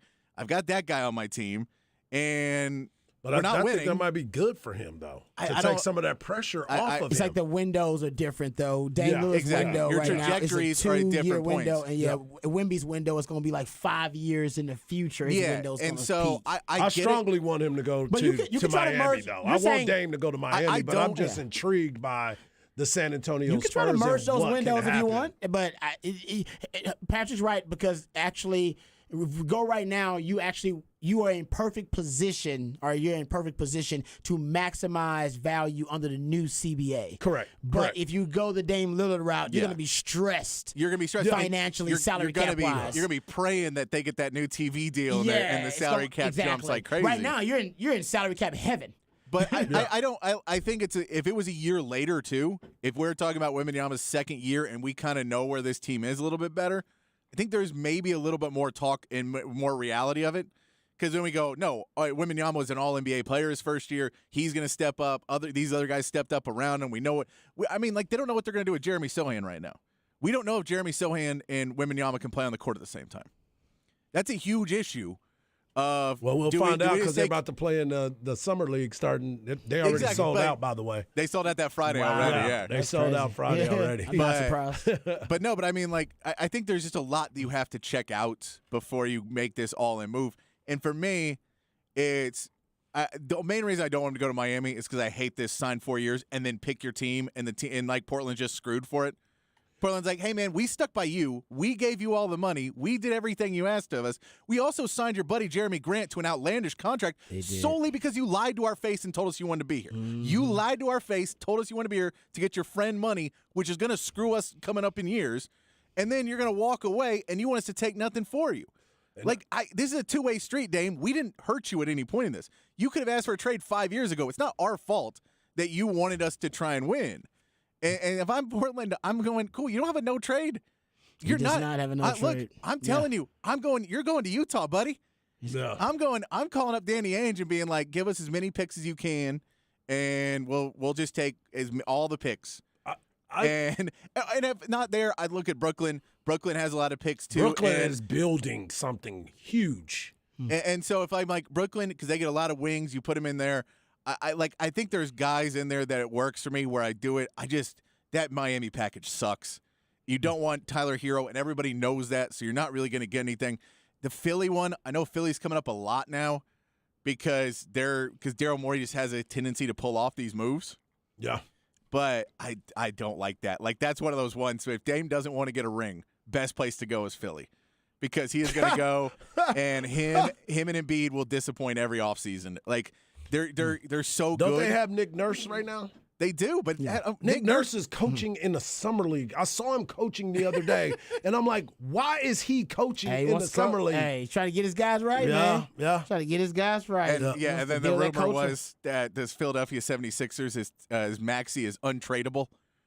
And Why? you're like, Maxey's the only guy anybody wants. Exactly. I'm like, hold up, man. The only guy anybody wants. But looking at this Dame situation, and I appreciate everything that you just said, but for me, if I'm Dame, and Dame was very loyal. Yes, he was. Very was. loyal. Too loyal. Yeah, to a fault. And that is why I believe he's like, all right, guys, we've done everything I can possibly do. He averaged 32 points last year in a game, per game, and still they didn't win. And as a matter of fact, he sat out, the last week and a half? They started tanking, basically. Yeah, they did. Sat out. So it's like, all right, we'll see.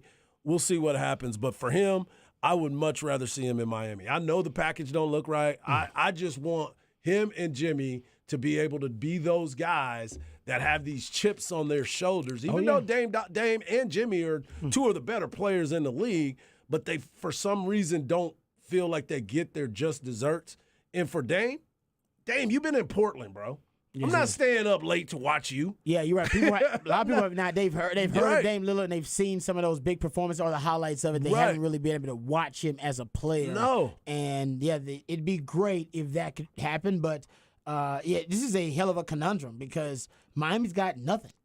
Part of the way they built their team, their blueprint, doesn't give them value None. in this new era of the NBA where you need to be able to trade trade these assets and these commodities. They got a lot of undrafted players, great value. Right. But now that you want to make a move Can't to try do to it. acquire a big time player via the trade market, you can't really do it because to get it, you got to trade away Jimmy Bam, Butler. you got to trade away Bam Adebayo. Yeah, your two best players. Get those players. Like, no, that's not what we're trying to do. Yeah. So I don't know how they're going to maneuver this. Adding a third team.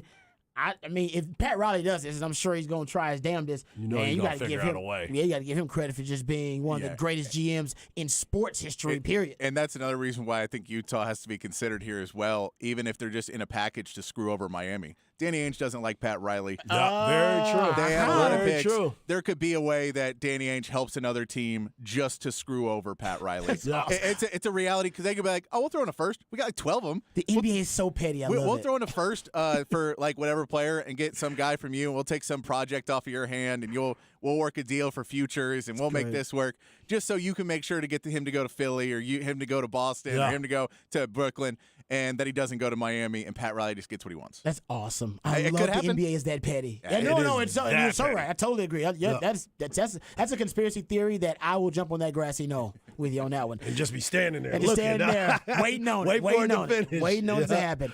Okay, a couple other nuggets about NBA free agency here, gentlemen. The Rockets, they made the move and signed Fred VanVleet. And you know what? They overpaid. Can we be honest about this? But they didn't. I don't think they did because it's 2 years. It is, but it's the third. The third year's a team option. You're right. The third year's a But team that's option. what I'm saying. I don't think if it's a 4-year deal, they way overpaid for him. On a 2-year deal, they get him. They don't have a competition, and they can discuss this again in 2 years. Yeah, no, they can. But I mean, yeah, for Fred VanVleet, I like it. I think it's added value. They needed him. But I think, for me, I believe it's a little bit of an overpaying. But you're right. That third year is an option year for the team, so that's good negotiating by them. But Fred VanVleet brings them a lot of maturity. They need it as a young team. Especially after the videos came out. I know the Jalen Green video stuff. I know people. It's a big deal. Listen, I don't really know how to approach the subject. Yeah, me neither. I'll just say this: when players are on teams, I've been in locker rooms. There's a lot of Shenanigans. goofballing, Yeah. hijinks, and all that kind of stuff.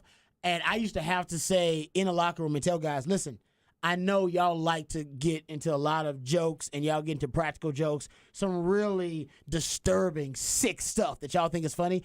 Don't do it with me. Yeah. And then there are a couple of guys like, listen, don't do it with me. Like, there are stories about guys putting their junk on guys' shoulders and don't do it to me. All right, just Right. says so. As long as we understand just each don't do other it to that me. they don't come in this area. We can practical joke. We can have joke, but Yeah. like don't that stuff that you know the line. You know my Yeah. line. Don't do that with me. And But I made it perfrly clear. I will say among teammates and stuff, they do. There's a lot of crazy joking going on, and practical Mm-hmm. joking and goofball and hijinks. As and Harch would know this too. Yep. So I wouldn't, you make with the videos what you want, but I'm telling you, man, you should see half the crazy stuff that I think is kind of twisted. That guys are like, that was a bad joke. I was like, that was funny. That was a joke. I'm like, man, I'm not laughing.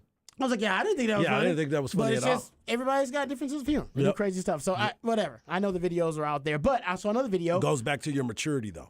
It does. That's I where saw- you so bring yes. some of that, I too. saw Fred VanVleet with Jalen Green and them running in training already. Already up the hill. I saw it too. That's beautiful. Yep. That's the hey. There's some videos out there that people are obviously mocking and making fun of. That video, Right. that's the video need to be out there too. Yep. You working your tail off. Yep. That's good.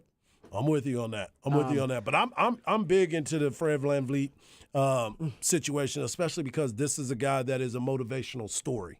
This is a guy that was undrafted, went through the G League, did all the steps to become an NBA player, and now he's the highest paid undrafted NBA player ever.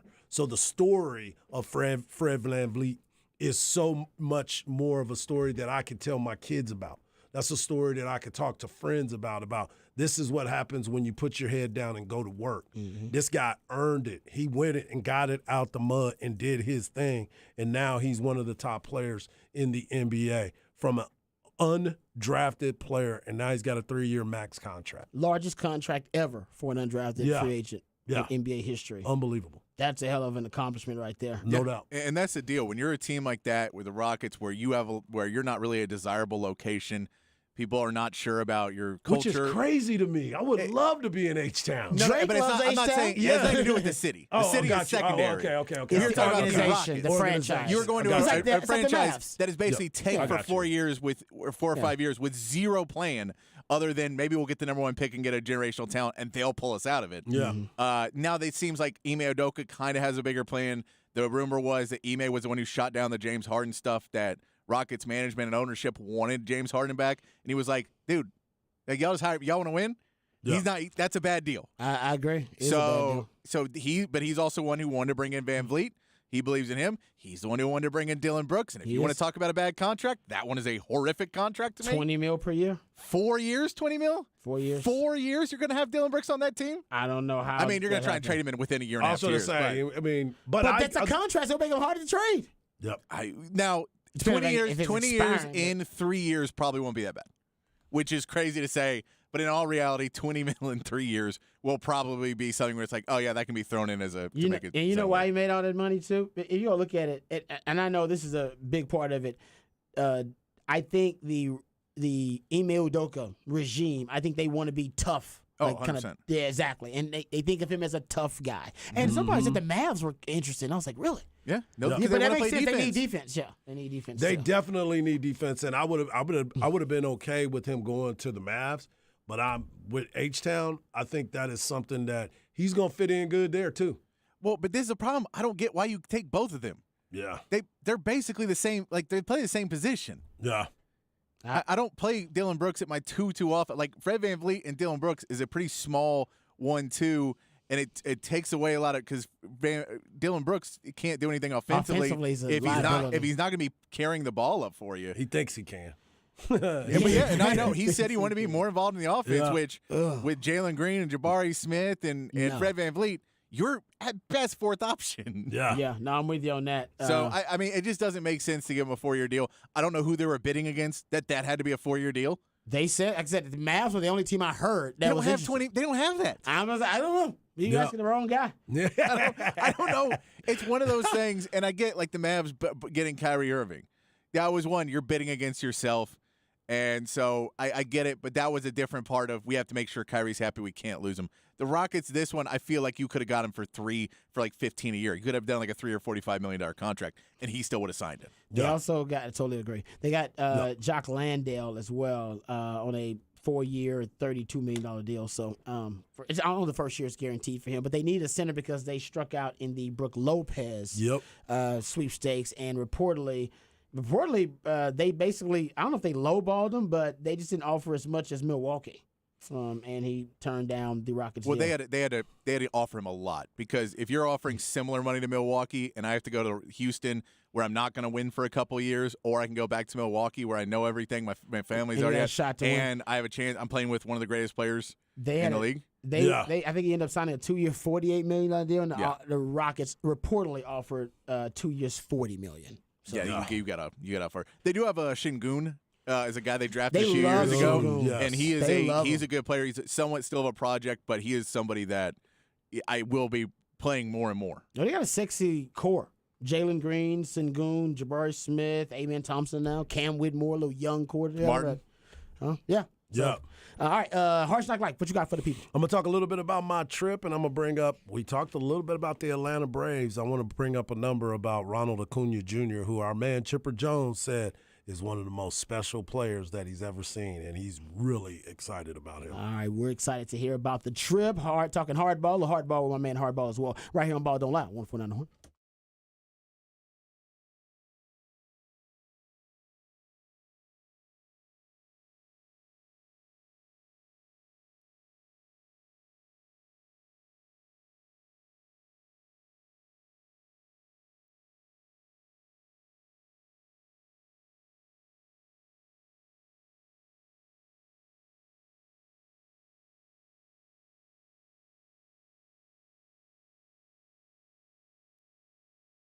Mike Harge here, and I know a lot of people were celebrating the 4th of July and hearing all the fireworks and everything that was going on. But you know what? Some of those fireworks might have came down on your roof. So why not do yourself a favor and have my friends over at Quick Roofing come and check it out? Jeff Quick started Quick Roofing 39 years ago and with just one house. And now over 200,000 projects later, they are still in business. And you can't stay in business that long if you're not taking care of your customers and have a great reputation of customer service. Here are some of the reasons why I believe you should use Quick Roofing. You get a free, no obligation inspection. Quick Roofing requires a project manager on every job site, ensuring that you, the customer, get everything that was promised. Quick Roofing is fully insured and have all state and local licenses. Quick Roofing doesn't even require any money up front until 100% satisfaction and, of course, 100% completion. And with all that, you get a 7-year workmanship warranty. So what are you waiting for? Reach out today and get that free inspection. Go to quickroofing.com today. That is quickroofing.com.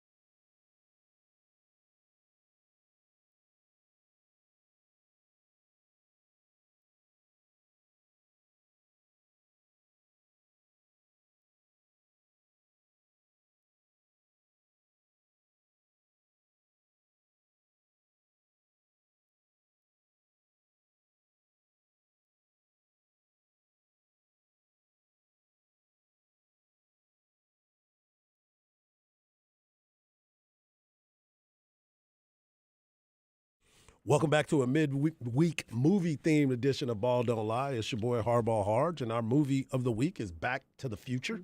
My man Patrick Davis giving us clues here and there, but it was in the 4 o'clock hour that we actually got the clue. Marty McFly, Back to the Future. But it's your boy Hardball Harge. You can follow me on Twitter at Hardball Harge. You can follow my man Rod Babers at Rod Babers. And, of course, you can follow the man behind the glass at It's Patrick Davis. We also love it when you're a part of the show, so hit us up on the Specs text line, 512-337-3776. And I just wanted to talk about my trip to North Carolina. I took some time off. Was going to do the shows from out there, but it kind of worked out for me not being able to do the show because of the times of the games would have been right in the middle of the show. So it wouldn't have been fun for me to be out there and then not going to see my kid play soccer with his teammates. Also, shout out to the OAECNL Lone Star North team. They played unbelievable soccer. They didn't lose. They didn't lose. They did not lose. They went 1-0-2 on the trip, and it was disappointing because they didn't get a chance to advance on this trip. But a lot of great memories were made. They played probably some of the best soccer that they've ever played, that I've seen them play. And for some of those people, they didn't even know I existed because I hadn't been to a lot of the trips on the road, which is got to fix that. But my trip to North Carolina was a great time, and it was had by all. We didn't get the results that we wanted, but it was fun, and it was an educational trip for sure. It started with a trip to Chapel Hill that we talked about earlier. Mac Brown set us up with a guided tour guide, which was outstanding. Mac had over 100 recruits in that weekend. There was a lot of people on campus, so Mac was all over the place. So we didn't get a chance to really be with him, but I was texting with him back and forth, and he told me to give you a big hug and that he misses you and misses Austin, Texas. For sure. But he told me hook 'em heels. That's what he told me. Come on, Mac. Hook 'em heels. So Mac is doing a great job out there, and he set us up with the tour with the former Tar Heel and a former NFL player, Daenerys Searcy, who is one of the coolest dudes that I met in a really long time. I had no clue of the connection to Aaron Williams till it was almost at the end of our tour. And we started talking, and he said something to me, and I was like, wait a minute, you down with Aaron? And so we started texting Aaron, taking pictures and sending them to Aaron. He was like, oh, that's fam. And then Anthony, of course, was talking about him because he told me that his family and Aaron Williams' family on home games, they would hang out together all the time. Yeah, nice. So they became family. So it was good to talk to him. And, of course, Aaron being a friend of mine for a long time, it was outstanding. So my son's teammates, they were all excited about the tour in North Carolina because, obviously, it's a Jordan brand school. Michael Jordan, all the gears Jordan, and the kids obviously love Jordan. So they got to go into the locker room, got to see all the shoes, the gloves, the equipment, everything. And mind you, these are soccer kids. There's a couple of kids that play football too, but these were true soccer kids that were really amazed at what they were able to see. Because the question after we did the tour is like, is Texas like this? Is Texas? I was like, nothing is like Texas. Nothing is like Texas. sure. Texas has got its own situation to where, yeah, everybody's got nice stuff, but then when you walk in those Texas locker rooms in that area, you realize you're like, yeah, they got a little bit different. It's a little bit different. But nonetheless, it was a great time. Got to go down in the middle of the city in Chapel Hill. On the way out of town, we went to Duke. So we went by Mike Krzyzewskiville, got to see Cameron Indoor, got to see the soccer field and all that other stuff. North Carolina, so many schools, went to some historically black colleges that were there as well. North Carolina A&T, went to University of Greensboro, which is not HBCU, but we did go by North Carolina Central as well. My old roommate, Tyrone Horn, he went to North Carolina Central, so I wanted to go see his place as well. So it was a great time. Got to go to some great breweries and hang out with some really, really cool people. And as we talked about, a lot of the players, they don't know everybody. They know the parents, but they don't know what the parents do. Kids don't ever talk about that anymore. Everybody don't know that DJ's dad does radio, runs a home health company. They don't know that. because they don't see me that They don't much. see you like that. Yeah. They were like, well, I'm like, that's why I'm gone a lot. Y'all don't get to see me because of that. But then we had Michael Gaffney, the head coach of the Austin Gamblers. He was there looking stoic in his cowboy hat and his jeans over there. And I was like, that's a bull rider, folks. That's a national champion bull rider. Y'all don't want to mess with that man. Sure. Y'all don't ever want to mess with him. So everybody got a chance to spend some time. But the most important part of our trip to me was the Civil Rights Museum in Greensboro, North Carolina. That's really It cool. was powerful. It was educational. And for everyone that got a chance to go, because some of the parents went with us, and so the kids got a chance to go too, and they got a chance to see what that was. And for those that don't know, Greensboro, North Carolina, at Woolworths, remember we were young, we all had Woolworths, was the start of the movement of the sit-in, where the students decided that they wanted to go have lunch at Woolworth and sit at the table or sit at the bar. And they were like, no, you can't sit here. You can't sit here. And the thing that was most moving to me was it was a peaceful demonstration. It was very, very peaceful. And then you hear the stories of how they spread the word to other people across the country. And it was through the trains. All the porters that were working on the trains would whisper to the other business people and say, hey, this is what's going on. They're doing a sit-in if you want to do this. It was so intriguing to me because a lot of this stuff you forget.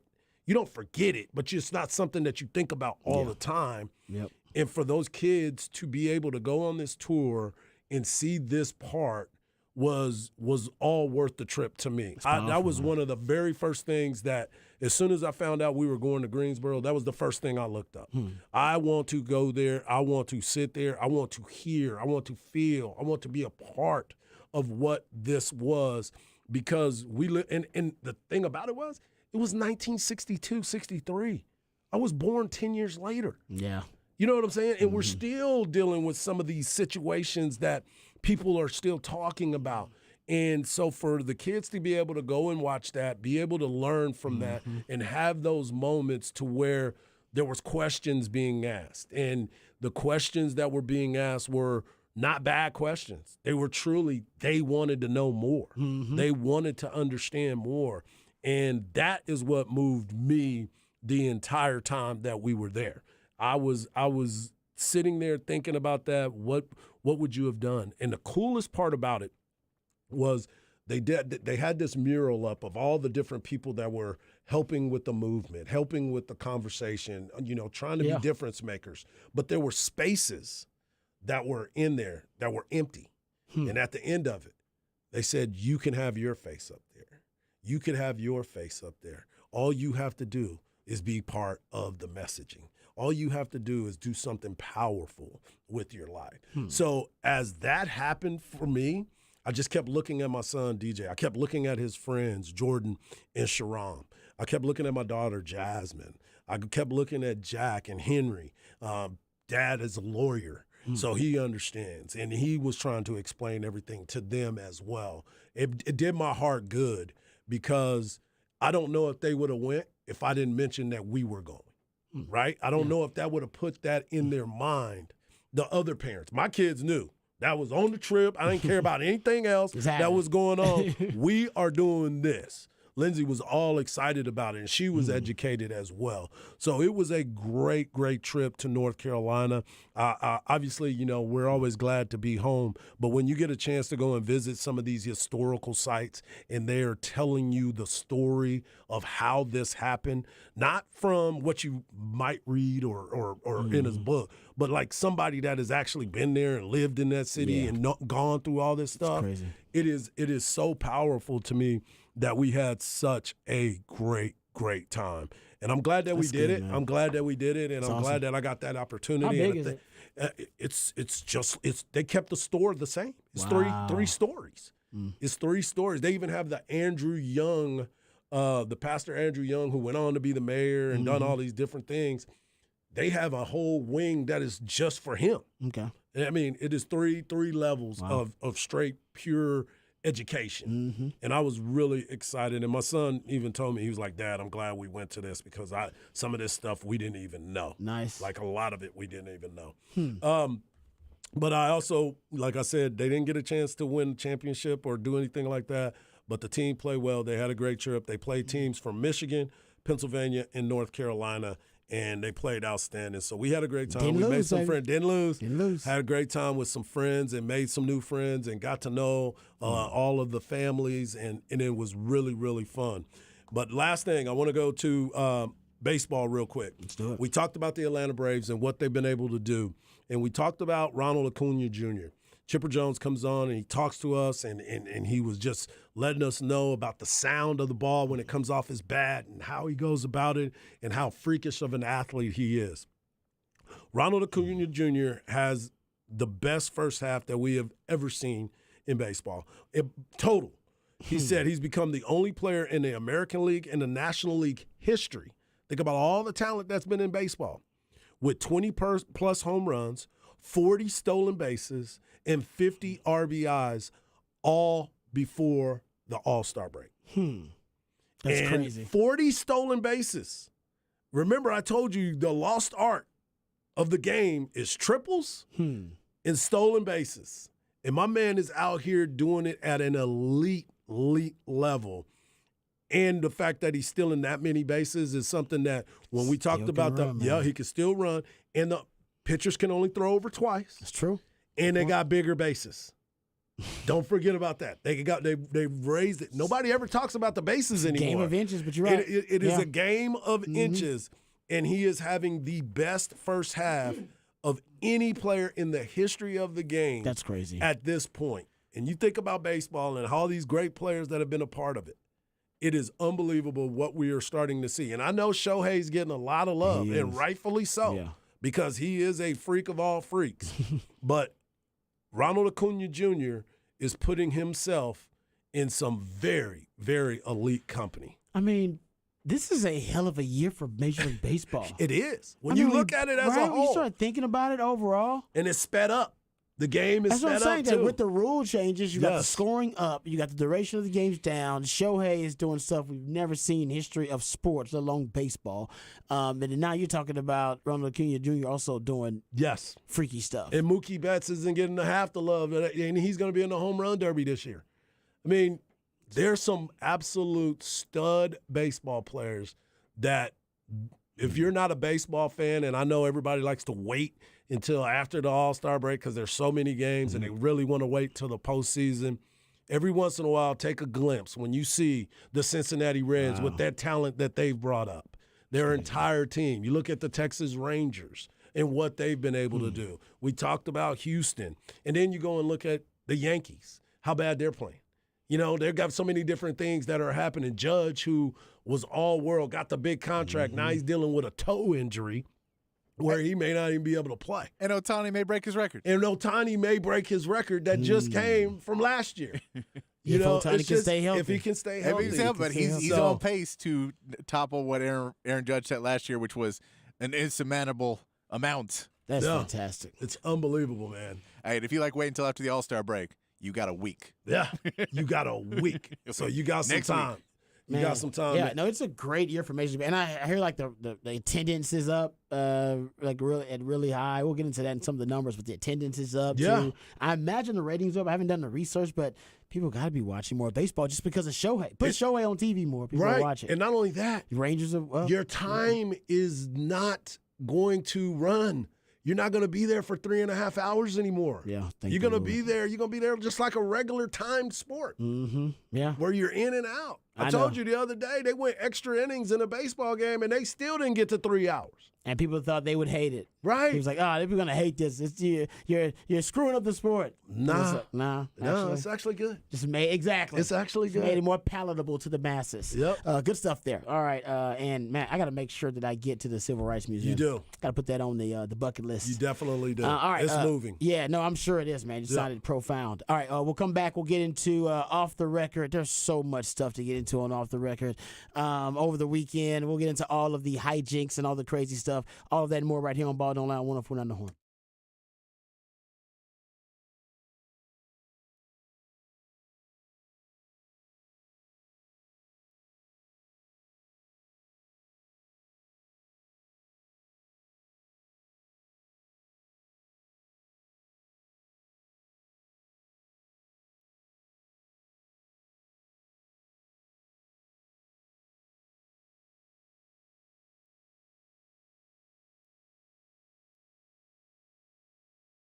Hey, what's up, folks? Lifetime Longhorn Rod Babers here. Let me tell you about our friends over at Apple Leasing, because you need friends like Apple Leasing. Everybody loves the new car smell, the new car experience, and trust me, it is fantastic. And I want to make sure you get the car that you want, and so do our friends over at Apple Leasing. But they want to do all the hard work for you. It can be a really stressful process, time-consuming. It can be a lot of headaches involved with doing the price shopping, doing the car shopping, going to different dealerships, looking for the car that fits you and your family best, and also making sure that the price and the payment plan matches up with your budget. All those things can be complicated, and also getting out of the lease that you currently have and getting into a better lease without leasing, all that can be really stressful. Let Apple Leasing worry about all that. All you got to do is reach out to them, 512-346-9977, or go to appleleasing.com. You give them all the details about what kind of car you want, what price you're willing to pay, what budget you have, if you're in a leasing agreement already, and then they will do all the rest, and they will get you the car that is perfect for you. And the reason that I know this is because I've been told by a man who knows it firsthand, Mike Hard. That's right. I do know it firsthand. And Rod, you made a great point about getting out of your lease. There's no termination penalties. They will make it work for you. That is what Apple Leasing does. It's the easy lease feature.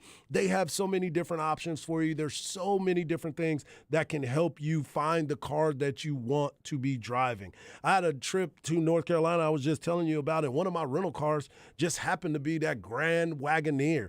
Ooh, it was beautiful, and I love that thing. So you know what I did? I called my friends over at Apple Leasing, and I wanted to know what the pricing was going to look like for getting something like that. Well, you know, sometimes it's out of your price range, but that doesn't matter. They will work it out for you. It's a simple process. You got easy payments. You can get the car with no down payment and no payment for 90 days. I said it, no down payment and no payments for 90 days.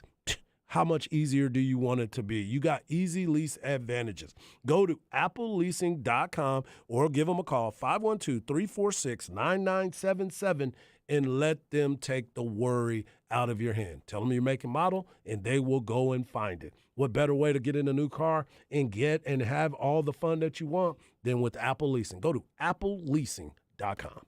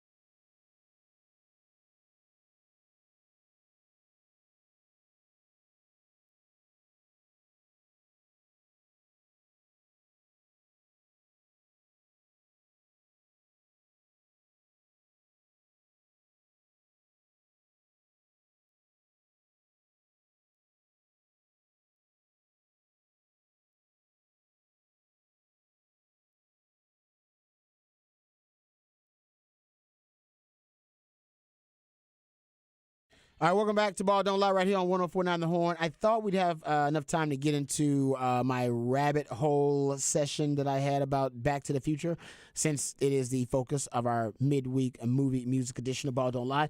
We'll table that and get to that a little bit later. So off the record, I was going to get into some Joey Chestnut stuff too, because there's some Joey Chestnut facts and stats, I guess you could say, about competitive eating that are just mind-blowing. How about this? And you know what? This is actually has sports related. It has to do with Patrick. Did you see what Victor Wembanyama via Twitter said after he watched Joey Chestnut's performance? That he was the greatest. I know he said something. Most dominant athlete of all time is what Wemby Yes, said. I saw when he posted about it. Joey Chestnut. What are your thoughts, Patrick, about Wemby saying most dominant athlete of all time, Joey Chestnut? I think that's it's a stretch of the word athlete.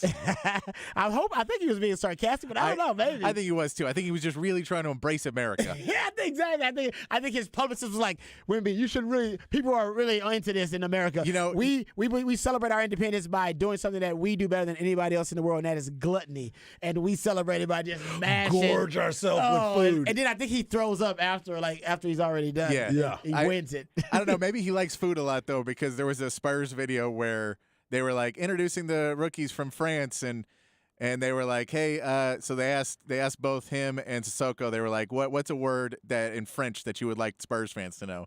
And they asked Sissoko, and he was like, "Amour." It means love, and then they're like, "Women." He goes, "I guess how to pronounce croissant." Yeah, I saw that video. Actually. It was the difference of Sissoko being like, "It's love and amour," and he's like, it's you mispronounce croissant. I was like, that's how we love you, Wemby. I would love for Wemby to become a foodie. That would be Yeah. great if he just starts like this, becoming like a foodie and embracing like American food. That'd be amazing too. Well, I'm just telling you, the thing about Wemby that is so impressive to me is that he's the complete opposite of Tim Duncan as of right now. Yes. He is the complete opposite. He is Well, and more Kawhi, too. outgoing. Yeah, and Kawhi. And Kawhi, both Yep. of the last Yep. two superstars have been kind of like that. Yep. Yeah, I but you're dig right. it. I dig it. No, I'm happy for him. Hell, now they're getting Dame Lillard rumors because of Yeah. Wemby. Before Wemby, Dame Lillard really wants to go to the Spurs. I know everybody respects Pop and loves Pop, but man, come on, man. No doubt. People are talking about the Spurs a whole lot more than they were last year. Like they came up in the Dame Lillard conversation. Yep. Are we serious? But there you go. Shout out to Spurs fans. Okay, so we don't got enough time. We'll give some Joey Chestnut facts a little bit later on. There was cocaine found at the White House. It was confirmed. A formal lab test of the white substance found at the White House on Sunday has come back positive for cocaine. What they do, just Says it. put it on their tongue to find out that's their lab test. That's their lab test. Yeah, it's like, y'all took too long. Somebody could have done that for y'all. Yeah, exactly. Real quick, like Yeah. Oh, yeah. That's that pure. That's that pure. about 70. Yeah, so they did. The substance was found Sunday evening in a small zippered bag in a highly trafficked part of the West Wing. Yeah. Prompted a brief investigation. So, Yep. yeah, I mean, they believe like a visitor to the White House might have dropped their cocaine. Oh, for sure. which is crazy. But you guys know this is not the first time cocaine has been in the White House. First time it's been found. Right. But that's Because been I'm cocaine in the sure White it's House been before. all up in there. There was somebody Yeah, in it's there been all up in ready there. to pitch Biden a bunch of ideas. Hey, man, I got an idea how to solve all the problems. Hey, you know what? I'll nothing against it. Get the job done. There's a lot at stake. Okay, Exactly. just be efficient at your job. Be good at it. Be damn good it. at your job. All right. There you go. So cocaine was found in the White House, but President Biden was not there though. He was at Camp David, I believe. So he wasn't there. So he said it's very important we get to the bottom of this. Yeah. So he wants to find out whose cocaine it was. They got cameras all over that place. They know You can't whose tell it me who was. dropped the cocaine Yeah. in the White House with Yeah. all those cameras. Do I know they know which visitor had the cocaine No, and they dropped know. the cocaine? I can tell you what visitor was. It was a visitor who came back 20 minutes later asking to go back. That's who it was. Nah, man, I just need to see I want to see that, like the hallway again. Wherever we went, I want to see it again. That is so true. Look for the freaked out, panic person looking out The one, on the ground. the one that's looking for Eyes cameras. real big. Oh, good stuff there. All right, we come back. We'll get to the All Big 12 media selections for the All Big 12 preseason team and talk Texas football. All that and more right here on Ball Don't Lie. 104.9 The Horn.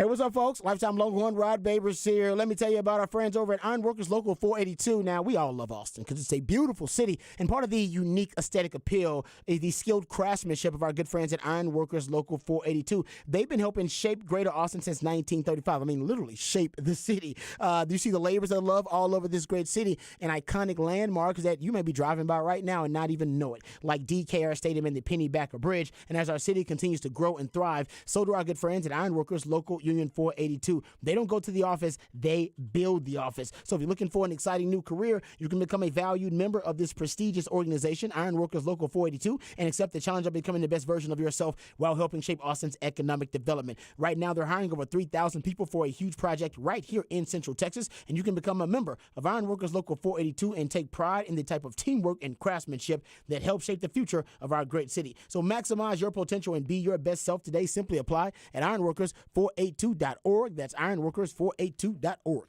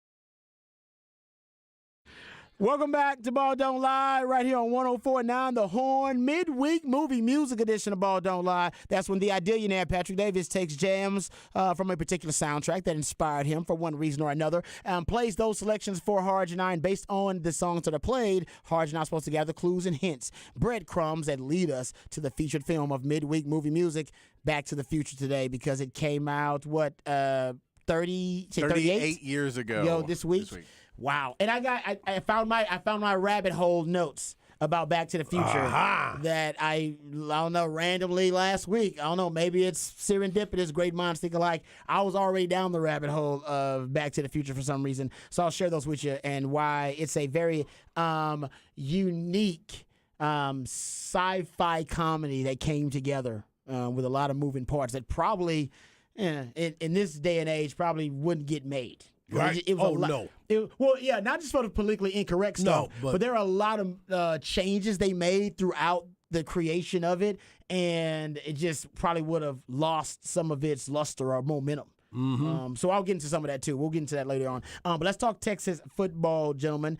We do have the all Big 12 preseason media selections that have been announced by the Big 12. Remember, we got Big 12 Media Days coming up next week. Mm-hmm. So all Ball Don't Lie. Week from today. A week from today. There you go. Ball Don't Lie, along with Light the Tower as well, and Chad and Zay are going to be down at Big 12 Media Days, bringing you all the coverage and as much as we can of all of the festivities. Last Big 12 Media Days for Texas. It is the last Big 12 Media Days. And Oklahoma. And OU. And OU. Yeah. Yep. So we'll be down there for that, and we'll give you all of the details and all of the scoops from Big 12 Media Days. But getting back to all the Big 12 media selections for the preseason team, there are several Longhorns who did get some love. We'll start with them, and then we'll give you the rest of the selections. Xavier Worthy made it for Texas at wide receiver. JT Sanders made it for Texas at tight end. And Kelvin Banks made it as a offensive lineman on this list.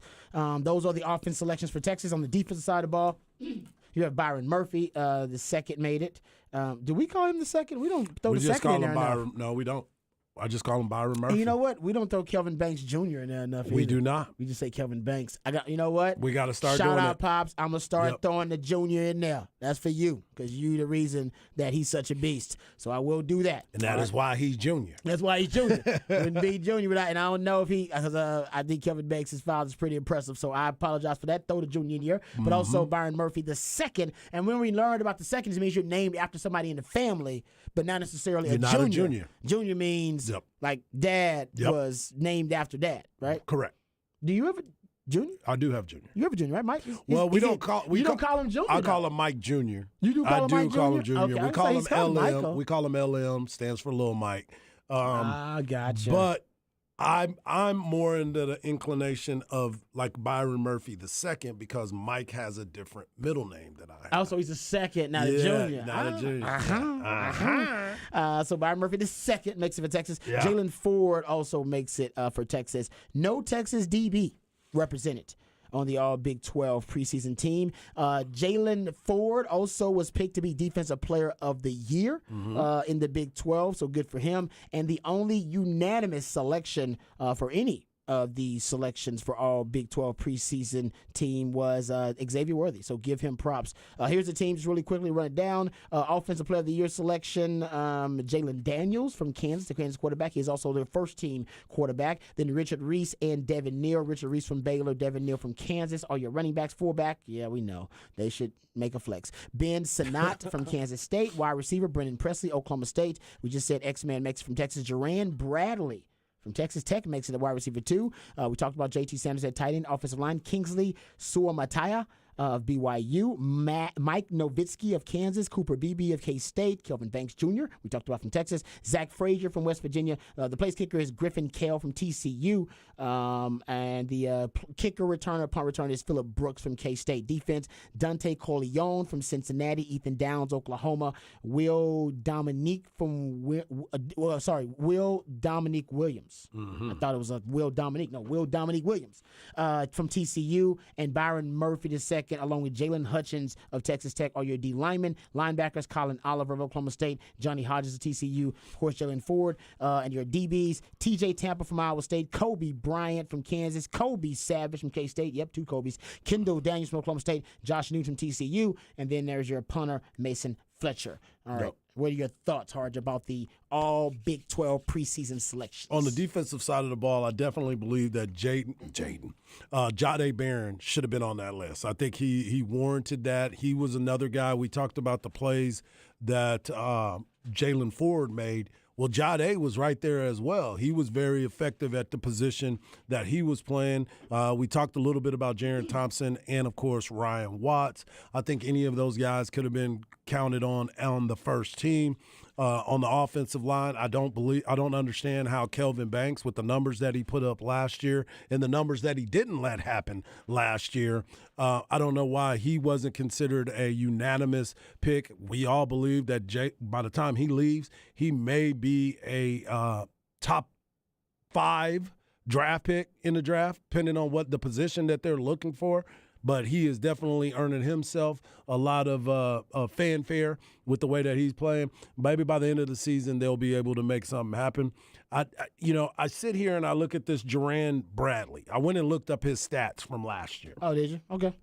So in 12 games, he had 51 receptions, 744 yards, 6 touchdowns. His long was 47. He averaged 14.6 yards per reception. That's pretty explosive. But he only averaged 62 yards per game. So when you sit there and you look at it and you say, okay, this guy's a first-team all-conference player, you can go back and look at not just Texas players. You can go and look at some of the other players in the league and probably battle for that position. We can also look at it with the new teams that are coming into the conference, University of Houston, Cincinnati, UCF. They're a very talented football team as well. I agree with that. So I'm just curious to how you come up with it. And then this other part of it, because we didn't bring this up yet, the preseason player of the year, offensive player of the year is Jalen Daniels, the preseason. I think it's deserving. Yeah, I do too. I think for right now, you look at it and you say, okay, yeah, this might be the guy that we need to look at. But you look at the preseason defensive player, Jalen Ford, but Trayshawn Ward is the preseason newcomer of the year. He's a running back. He's a senior. Okay, what happened to A.D. Mitchell? Why is A.D. Mitchell they not a guy? They can't give Texas too much love. Well, they didn't give him too much. That's why I think they didn't give Kelvin Banks the unanimous tag as well, because I think he deserves it. I mean, I gave you the stats. You go look at it last year. Kelvin Banks, it's amazing. He, as a true freshman last season, he ended up facing 3 first-round picks at defensive end. He faced Will Anderson, who was picked by the Texans, number 2 overall. He faced Felix Udike Uzoma, who was 31st. He faced Will Anderson. Oh, sorry, I said Will Anderson already. He faced Will McDonald. And the kid from Texas Tech. Wilson. Tyree Wilson. Yes, those are the 4. And he allowed 0 sacks against those guys and 4 pressures.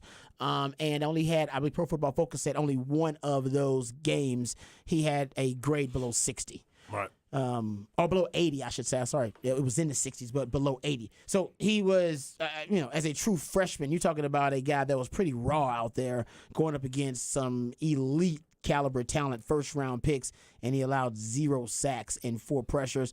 I think that warrants him being a unanimous selection. Yeah. How could you watch his film? Exactly. And what player you think is better than him on the O-line in the Big 12? Yes. BB, maybe? Is that who they were thinking? I guess you can go BB. You can go BB because of who he is and where he's been and what he's done for that team at K-State on the offensive line. But, yeah, when you watch the film, if you watch the film, that's why one of the texters said, you'll never convince me that Big 12 media actually watch Big 12 games. They didn't watch him. You know what I'm saying? So that's where it's like, okay.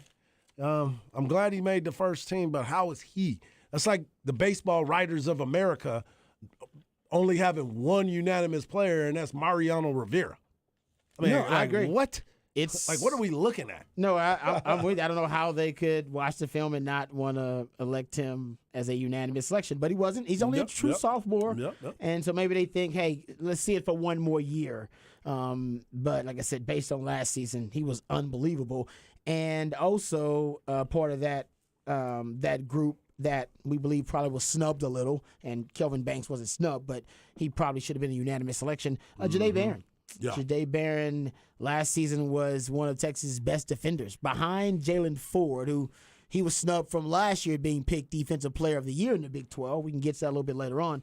But Jahdae Barron was easily, in my opinion, the most consistent player in Texas secondary last season. So my only debate would be there are other players who are more deserving in the Big 12 overall than Jahdae Barron. I still think I could make a really good case that he should be one of those 5 DBs. For sure. But I'm glad he's got a chip on his shoulder. He's got a reason to have a chip on his shoulder. I like that. Because I think he's an all Big 12 defender, and I think he'll prove it this year. I think he'll end up being a first or a second team all Big 12 defender. I agree. Yeah. I agree. I mean, there was just so many opportunities that were being missed by people who, as we said, if you watch the film, you would notice, like you told Peyton Morgan, if you're around the ball, good things happen for you. Well, Jahdae was around the ball the entire time. Yeah, he had a nose for the ball. Yeah, he had a nose for the ball. Yeah, and actually Pro Football Focus ranked him as the 6th best corner in the Big 12, so maybe he is right outside, but they just had DBs, of course. Right. But they have him behind TJ Tampa, Josh Newton, and these are just one corners. guy that's on it. Eddie Heckard of BYU, Malik Fleming of U of H, and Montre Miller. These are Pro Football Focus scores of West Virginia. And none of those guys made the All Big 12 team. Yeah, so maybe except for one, Josh Newton. Yeah. And TJ Tampa made it too, right? Did he not make did it? he? Iowa State? I believe TJ Oh, Tampa. yeah, TJ Tampa did. So they got the 2 highest rated Yeah. corners based on Pro Football Focus scores there. But I'm with you. Jahdae Barron, I love this stat about him. Only Big 12 defensive back last season to have multiple games with double-digit total tackles and multiple tackles for loss. Also, the only Power 5 DB to do so in at least 3 games. His stats, although they were, like I said, he had the fumble recovery for a touchdown. He had the pick. Basically, his pick turned around that UTSA game. Right. It was a 1-score game going, in the middle of the third quarter, going into the middle of the third quarter, and then boom, he gets the pick 6 and blows that game wide open. Just by the numbers and things that you just stated, that should have put him on the list. It should have, but I guess we it's just enough. going straight Big 12. They want more splash plays from him, I think, and I think they want them in coverage, interceptions, and PBUs. He's got a lot of just tackles for loss and really good tackles of that nature, and I'm with you. I like I said, these are guys who are not watching a lot of film, but we're a little biased. That's all I meant. Because we do watch a lot. We watch a lot, but we watch a lot of Texas. A lot of Texas. Yeah, so it's possible that we're a little biased, but yeah, he could be. But also Ryan Watts can be considered too. I mean, I know you're a big Ryan Watts guy. Big time. He'll never have the stats because he's on that boundary side. They don't give him a lot of help. Yep. He's more about deterring the initial release of the receiver and rerouting them, and then ultimately he doesn't have to finish plays because by the time he's done rerouting wide receivers, the quarterback is looking elsewhere in his progression. Yep. That's really where his effectiveness is, and he is, one of the most invaluable pieces for Texas too. No doubt. It says his Pro Football Focus, Ryan Watts and Jahdae Barron were the only Big 12 cornerbacks in conference play last season to not allow a single receiving touchdown in pass coverage while allowing at least 1 interception. Now, Ryan Watts did have that UTSA double move thing, but I believe Pro Football Focus may have given that to Jaron Thompson since he ended up being closer, and basically he was beat so bad on the double pass, I believe it was. Yeah. So either way, I think you got a lot of good talent in the secondary. I think it'll end up being one of the deepest positions. But, yeah, you need that field corner to be taken care of. But Jahdae Barron not being recognized on the all Big 12 team as one of those selections, I think he'll remedy that by the end of the year. And I believe another name that will probably be on this list by the end of the year, and I'm hoping so, there's 2 of them, Alfred Collins and T'Vondre Sweat. Sweat will be. Yeah. I don't know about Collins. I know. I I'm told being somebody real. the other day. If I had to put money on it, I'd be like, I put money on Sweat. He's a snow fox. We've been waiting for it. We've been waiting to see it come out. But it's like, I'm still waiting. More like Bigfoot. Yeah. Been hearing about him. Loch Ness. I've been hearing exactly been hearing about it. Like, Loch I know. Ness. I've been waiting on it too. If it all clicks, but he's still gonna get a shot. He can underachieve here at Texas, and his metrics, physical measurables, are so impressive. NFL coach will go, I'll give him a shot. They don't know what the hell they're doing at Texas. I'll turn him into something. I'll turn him into an NFL player. Yeah. That's how impressive he passed the eye test. That's for damn sure. Getting back to the offense, though, getting to Xavier Worthy, the reason he's a unanimous selection, I found this stat. Over the past 2 years, X-Man has the most receiving touchdowns and receiving yards of any Power 5 wide receiver. Mm-hmm. So he is really productive. As a matter of fact, this leads us to this, because I saw this stat, and it's crazy. Talking about Xavier Worthy and how effective X-Men is. Can we get this sound ready, audio ready, Patrick, of Josh Pate, I believe? Because it backs up a stat that I saw, and I swear I saw it around the same time. So BetMGM, they have their Heisman odds available. And the favorites are Caleb Williams at plus 500, Jaden Daniels, that's the LSU quarterback, not Jalen Daniels. We talked about him as the all Big 12 selection for Offensive Player of the Year. He's at plus 900, Jaden Daniels from LSU. And Quinn Ewers is at plus 1,000. Yep. Heisman favorites. They also listed highest ticket percentage and highest handle percentage. The highest handle percentage is basically the amount wagered by bettors. Quinn Ewers has the highest handle percentage. BetMGM says at 15% of the handle coming in on Quinn Ewers to win the Heisman. Yeah, Longhorn fans are like, man, I'm putting money on. That's a good bet. Yep. What may be an even better bet, second behind Quinn Ewers with a 15% handle percentage right now at BetMGM is Xavier Worthy at 12.3% of the handle. He's second. Mm-hmm. Texas is 1 and 2 right now in handle percentage. That is amount of money wagered, all right, on a certain bet, which is the Heisman bet here. They are 1 and 2 at BetMGM. Now, this might have changed in recent, last 24 hours or whatever. This is my research from yesterday. And how about this? Josh Pate of, I believe he's with 247 Sports, if I'm not mistaken. And I saw this as well. It's crazy because I almost saw him simultaneously, and maybe because he's on to something, great minds think alike, whatever. He had a take about why Xavier Worthy is a great bet for Heisman if you want value. Here's Josh Pate. Xavier Worthy, plus 10,000 odds. 43rd best odds in the country to win the Heisman. That, Nick, is the player that I'd go bet some money on. And I know that because I already have and got a little bit better odds even than that. He was third in the Big 12 in drops last year. He dropped 6% of the balls thrown his way. I think he'll rectify that this year because I think injury had a lot to do with that last year. And he didn't really talk about it publicly. But I'm here to represent him, so I'm talking about it for him. Xavier Worthy has the same odds to win the Heisman as Hudson Card and Nico Iamaleava, who's not even going to start at quarterback for Tennessee. The injury last season, I think, watered down these odds to where I'm taking advantage of it. And let me also remind those of you out there who say, wide receiver, it's almost impossible for them to win the Heisman. That's true. Almost impossible. But there is an exception to the rule, right? Everyone remembers Devontae Smith. Does everyone remember who his OC was, though? Anyone remember who kept dialing up ball after ball after ball to the tune of 117 catches for over 1,800 yards and 23 touchdowns in only 13 games, facing an all-SEC schedule in 2020? That would be Steve Sarkisian calling those plays for Devontae Smith. There will be a casual or two who takes away from this show. Josh just compared Worthy to Devontae Smith, which, of course, I didn't do. What I said is if there is a receiver on this particular roster that is positioned well enough to benefit from Steve Sarkisian the way. All right, that's enough of it. But it was a good take by Josh Pate and lined up with the BetMGM numbers that I saw that right now Xavier Worthy also a really good value for Heisman odds if you got some cashola to bet. I did see this. It's like there will be a bounce back by Xavier Worthy because here are the numbers that I have from last season. And think about it, he's a unanimous selection even after having, we all know, a down year. Of the 30 most targeted FBS receivers, Xavier Worthy had a third lowest completion percentage last season. he had the lowest single season receiving yards of that group, third lowest yards per target of that group, and the fewest receiving yards per game of that group. And we still saw Sark forcing the football to him with the messed up hand. And hell, even the Oklahoma State game, I go back to it, the most overthrows in the last 10 years for any team in college football in that game, because Sark was so stubborn about a one-handed Quinn Ewers throwing to a one-handed X-Man.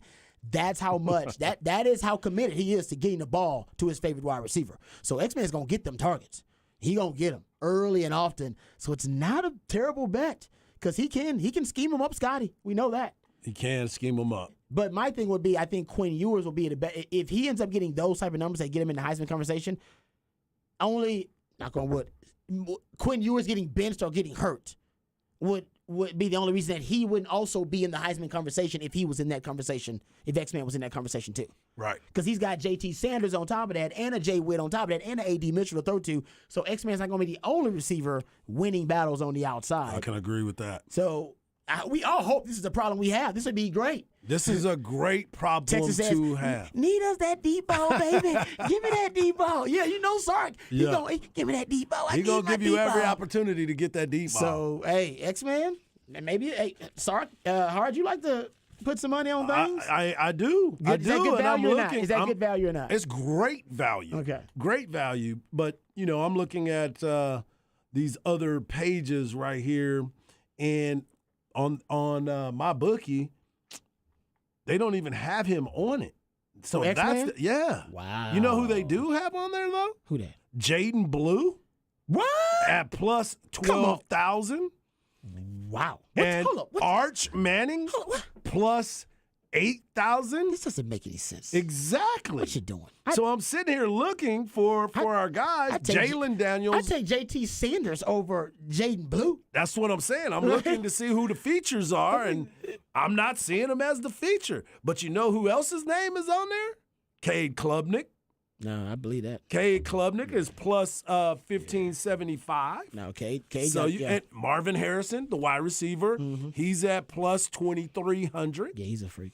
But I'm still looking for X-Man, and which is different sites. You got to go to different sites, so it may be on there. But the fact that I see Jaden Blue's names on here, and he has better odds than Frank Harris, that's amazing. Yeah, that is amazing. What the hell? Jaden Blue, who you know out there? You know Exactly. somebody out had there. to put you out there. What was Vegas know about Yeah. Jaden Blue? Yeah. All right, maybe I got to do some research on that. Definitely. Texter also wanted me to know, don't forget Kelvin Banks, not only when he faced the number 3, number 7, number 15, number 30, 31 overall pick from this past year's draft, pass rushers off the edge, not only did he allow 0 sacks and only 4 pressures, he had 0 penalties. Exactly. 0 penalties. That's for even a bigger true for fresh. me. Exactly. That's even bigger for me. You be freaking out over there. Yeah. Those guys getting the BGO on you, getting the jump. Yeah. And he didn't freak out once and have a penalty just for a brain fart or Right. false start. Matter of fact, something. he made them jump offside I a bunch of believe times. You are correct. Yeah. Man, that's Interesting. Yeah, he should have been a unanimous selection. I just, That's great. That's makes just- even more sense now. Yeah, they didn't want to give Texas 2 of them, and I get it. I understand. Yeah. Okay, we'll talk more about the all Big 12 media selections. I want to pick up that conversation in Rod's Round the Day. My favorite selection of the all Big 12 media, all Big 12 preseason media selections. I'll give you my favorite one coming up in Rod's Round the Day. Also, I'll give you it's not a prognostication. I hope it's a prognostication or a prediction for Black Stradamus. It ends up being more like a warning. I did this last year, and I'll explain to you on the other side. We'll talk Texas football right here on Ball Don't Lie, 104.9 The Horn.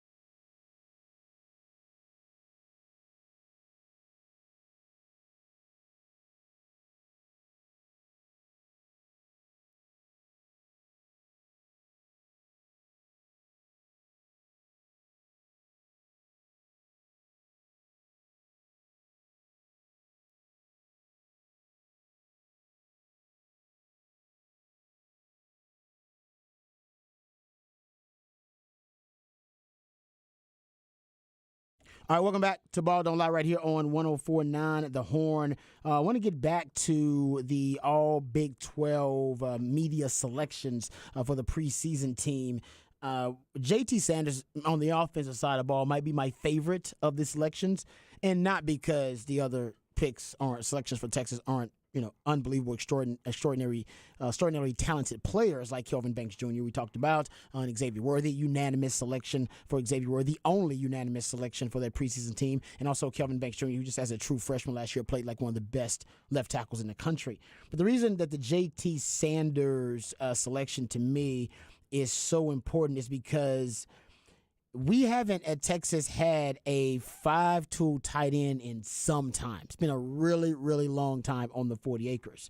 And JT Sanders has, a chance to be that guy. He only, if you go look at it, other than Brock Bowers, who had 20 touchdowns receiving in his first 2 years, he's the only tight end the last 53 years to do that. So you're talking about a generational talent at tight end. Other than him, JT Sanders is considered the best draftable prospect at tight end in the country. And Texas hasn't had a tight end with his kind of upside in a really, really long time.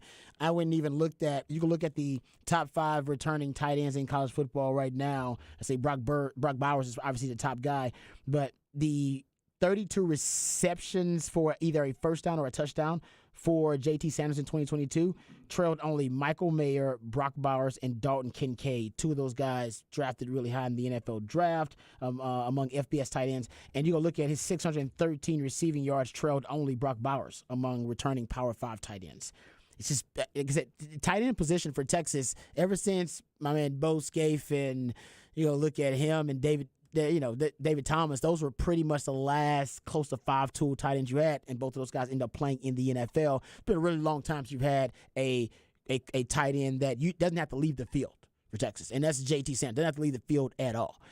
And I've called them an endangered species. Basically, the tight end position has become kind of an endangered species at Texas, and it has been for a while. And Texas has figured out how to piecemeal it together and moneyball it together, whether it be now you have whether it be guys like have Tyrone Swoops now was playing in the NFL for a little while as kind of a makeshift tight end that they were experimenting with too. You've had some fullbacks who are some blocking tight ends who've also gone to the NFL. We're talking about a guy that can be a multi-level, multi-purpose threat like JT Sanders. And here's my more of a warning. I don't know if it's going to be a prediction. Hopefully it is a prediction. Last season I said if Bijan Robinson not a Heisman finalist, then something happened.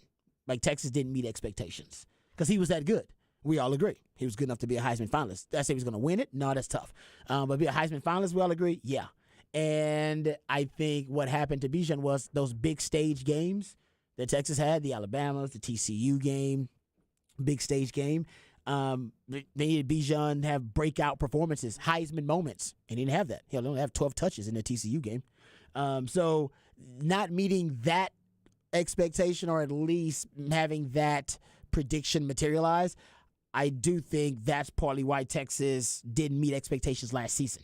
You can get Bijan to the Heisman, at least a Heisman finalist.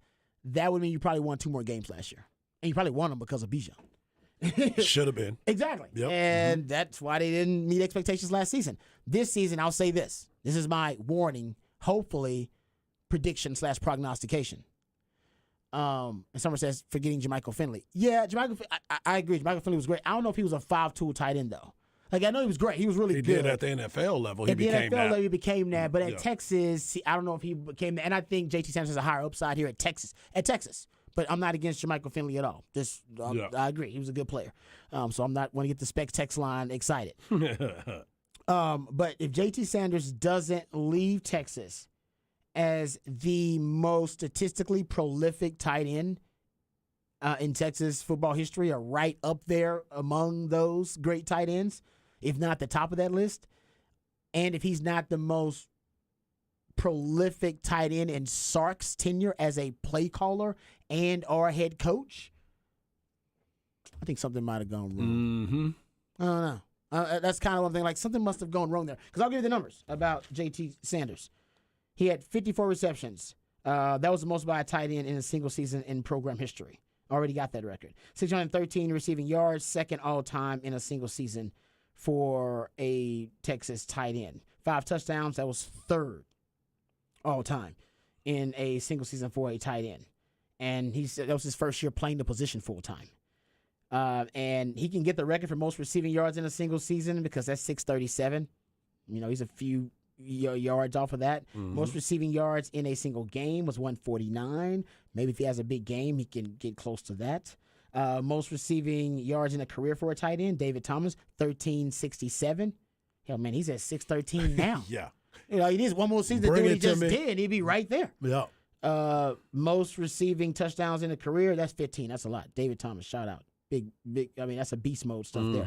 Most receiving touchdowns in a game by a tight end is 3. I think actually he got a shot to do that, depending on who we're playing and how they're trying to scheme and defend guys like X-Man and Jay Witt and all the other weapons you have. So, and by the way, Sark's tight ends that he's had, I mean, I want to say Sark's most prolific tight end, maybe Austin Seferian Jenkins, 69 receptions, 852 yards, 7 touchdowns.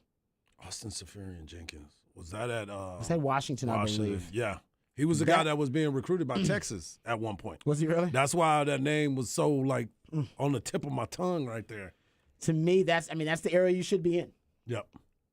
If you're a Sark, I mean, I know that sounds like, man, that's really prolific for a tight end. Yeah, but I think X-Man right now is probably X-Man is going to be the most targeted receiver on the squad.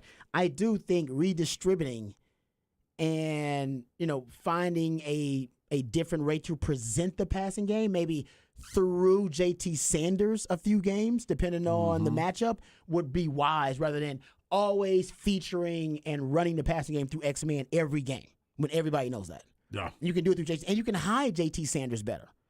Yeah. He's going to be matched up against a linebacker or a safety. Oh, it's going to be beautiful. Oh, man, please. It's going to be beautiful. Exactly. That is he is an instant matchup advantage or a mismatch. With X-Man, it's not always clear because sometimes a really good DB out there like TCU had, and sometimes they just decide, you know what, we're going to take them away with scheme. We're going to roll coverage, or we're going to double them, or, you know, we're going to put a underneath defender, whatever. They decide there's schematic ways you can take him away. It's hard schematically to take away a tight end.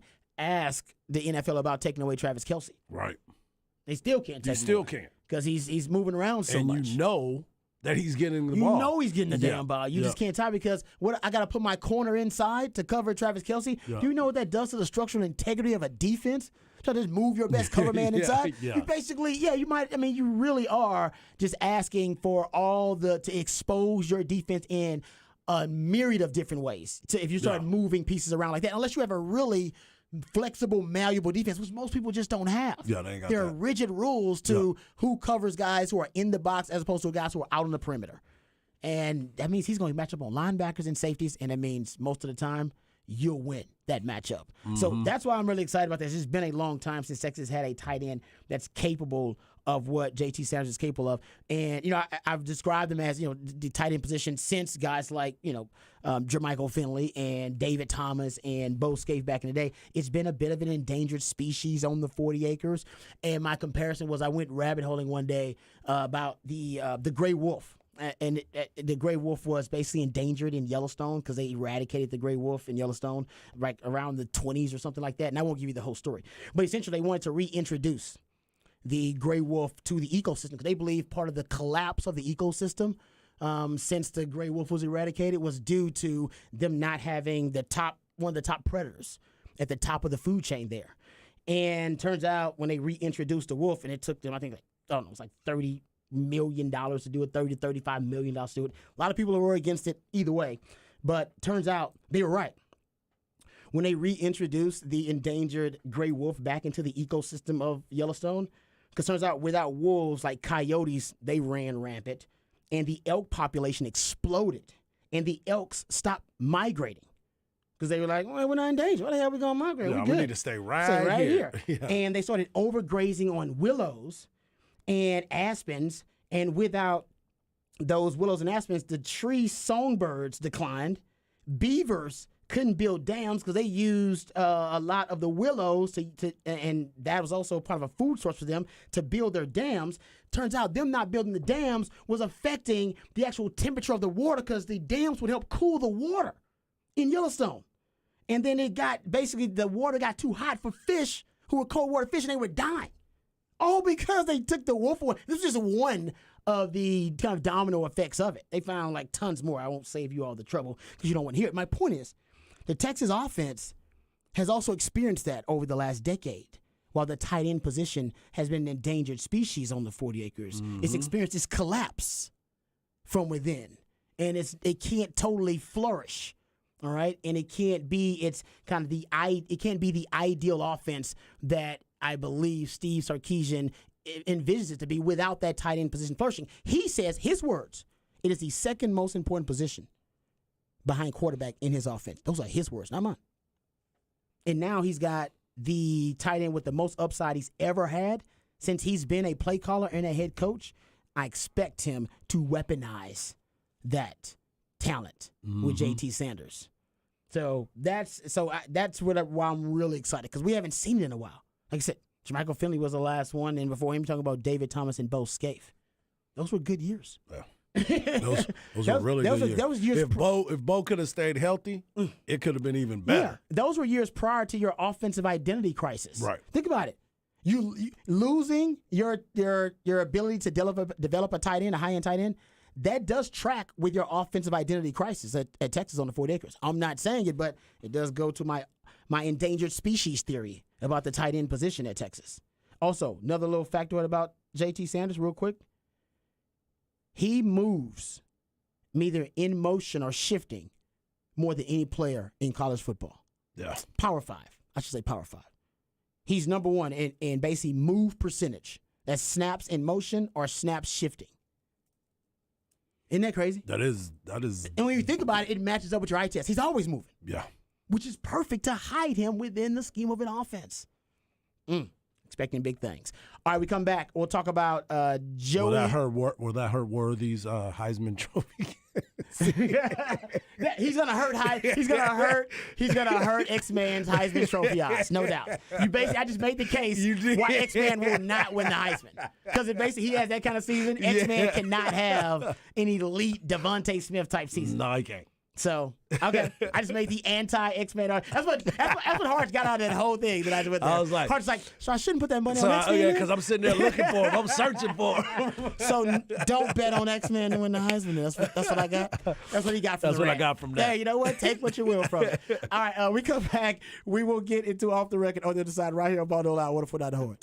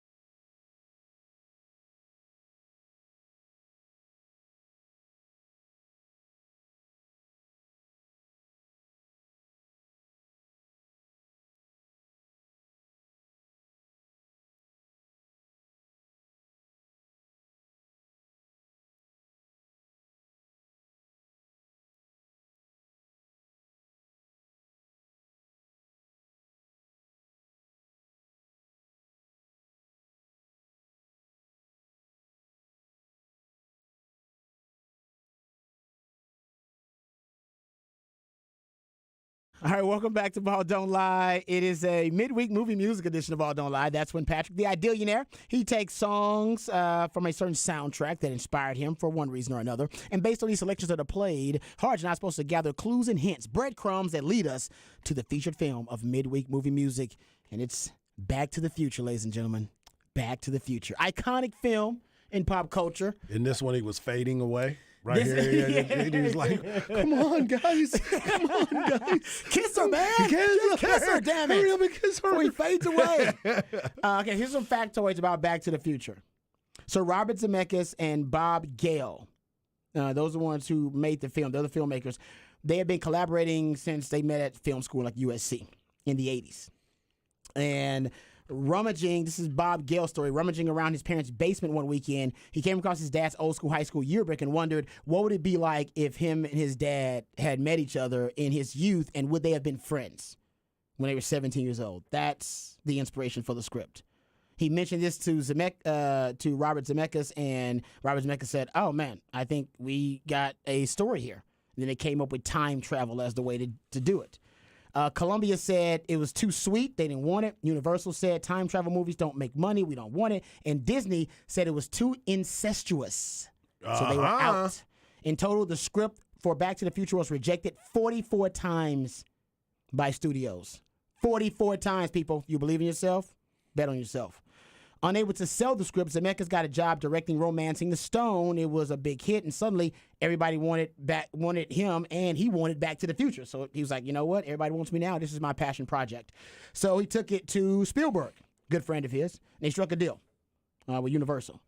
Eric Stoltz had auditioned too. Zemeckis liked him, but wasn't 100% convinced. Sheinberg thought he was perfect, though he was so confident that he told Zemeckis to hire Stoltz, Eric Stoltz. If it didn't work out, they could replace him because he was playing the Michael J. Fox character. Filming started with Stoltz, and there were issues immediately. Zemeckis felt they weren't getting the laughs they wanted. And this is why. How about this? Leah Thompson has told this story several times about the table read, where Eric Stoltz said, this is not a comedy, people. It's a tragedy. No, seriously, This is a tragedy. he was reading it as a tragedy. Zemeckis went back to, basically, they were trying to get Michael J. Fox. So he went back to Family Ties, because Family Ties were basically like, we got him under contract. He can't go anywhere and shoot anything. And they asked again if they could release Michael J. Fox just to shoot the movie. Showrunner Gary Goldberg let Fox read the script. He loved it and begged Goldberg to let him make the movie. Goldberg agreed, and on condition that Family Ties wouldn't be conflicted, it wasn't. In casting, the inventor Doc Brown, Doc Emmett Brown, John Lithgow, Dudley Moore, and Jeff Goldblum were all considered. Producer Neil Canton had worked with Christopher Lloyd on the adventures of Buckaroo Banzai across the 8th dimension and suggested him. They sent Lloyd the script, but aspirations, he wanted to be a serious actor. He rejected it, threw it in the trash. Zemeckis met with him personally and was impressed by him and said, hey, man, you got to do it. It's going to be a hit. We promise you. And Lloyd told him that he was going to play the part like Albert Einstein and the conductor called Leopold Stokowski. So he liked the idea. That's why he got the crazy hair. The backstory you talked about, Patrick, it's not mentioned in the film, but Zemeckis and Gale had a backstory for how Marty and Doc know each other. Marty snuck into Doc's lab when he was 13 years old. Doc caught him, gave Marty a part-time job to help with the experiments and look after Einstein, the dog. There were many script changes. Marty's surname was originally McDermott. Imagine that. The climax took place at a nuclear test site in Nevada. They changed that. The script ended with George looking at a 1955 newspaper with a pic of Marty saying, it can be, but it is. Doc Brown initially had a pet chimp called Shimp.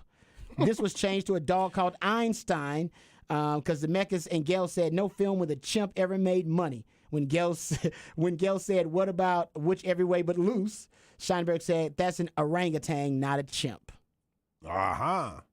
Yeah. They didn't like the name at first either. They wanted to change the name from Back to the Future to Spaceman from Pluto. Luckily, Spielberg stepped in and said, that's stupid. I want Back to the Future. In the original draft, the time machine was a room, not a car.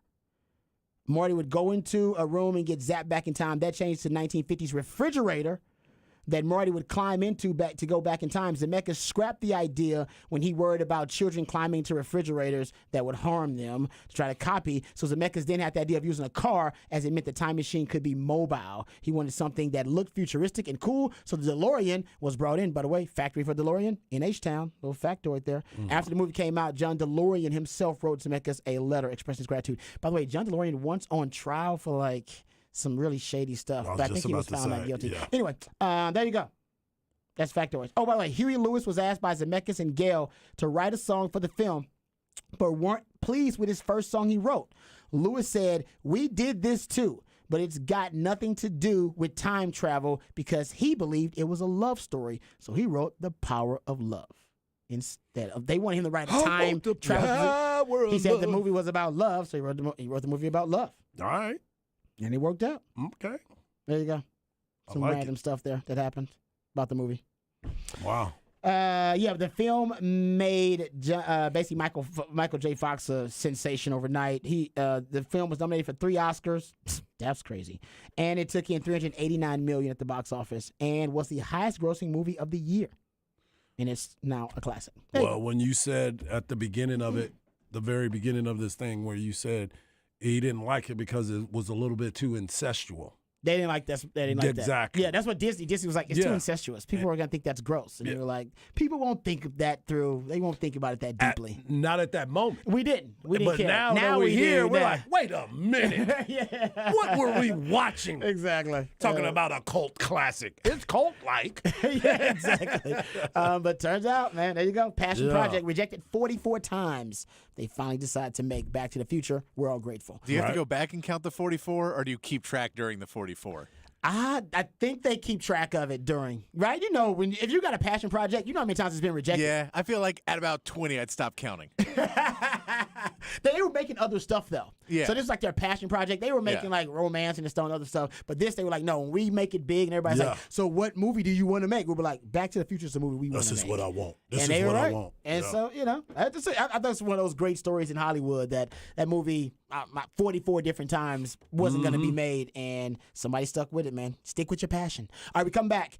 More passion about the NBA free agency frenzy. Dame Lillard requesting a trade. We got to talk about the hot dog eating contest on July 4th, too. God. I'm sorry. I know. It's considered sports, and we have to cover it. Okay. We'll do that as well as NBA free agency. Dame Lillard requesting a trade. All that and more right here on Ball Don't Lie, 104.9 The Horn.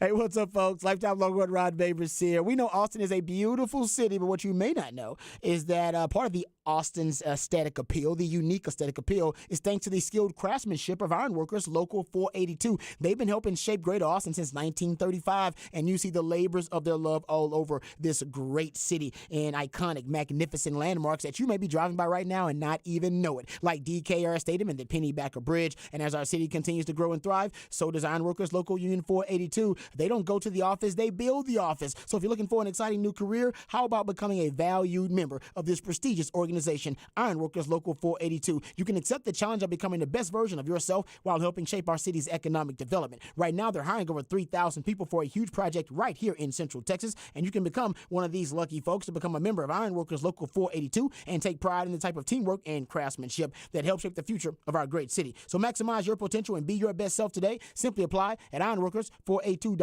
That's ironworkers482.org.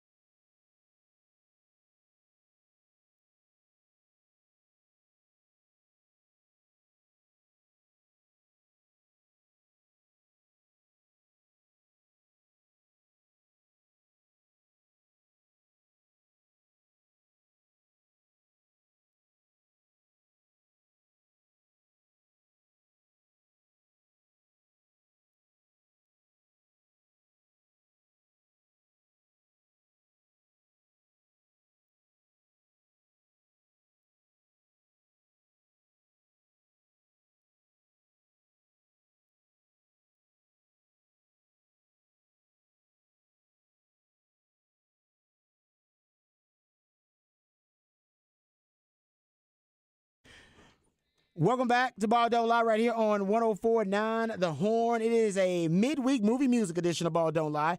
That's when the Idillionaire Patrick Davis takes songs from a particular soundtrack that inspired him for some reason or another. Based on the selections that are played, Harge and I are supposed to gather clues and hints that lead us to the featured film of midweek movie music. And today, as you can hear, Back to the Future.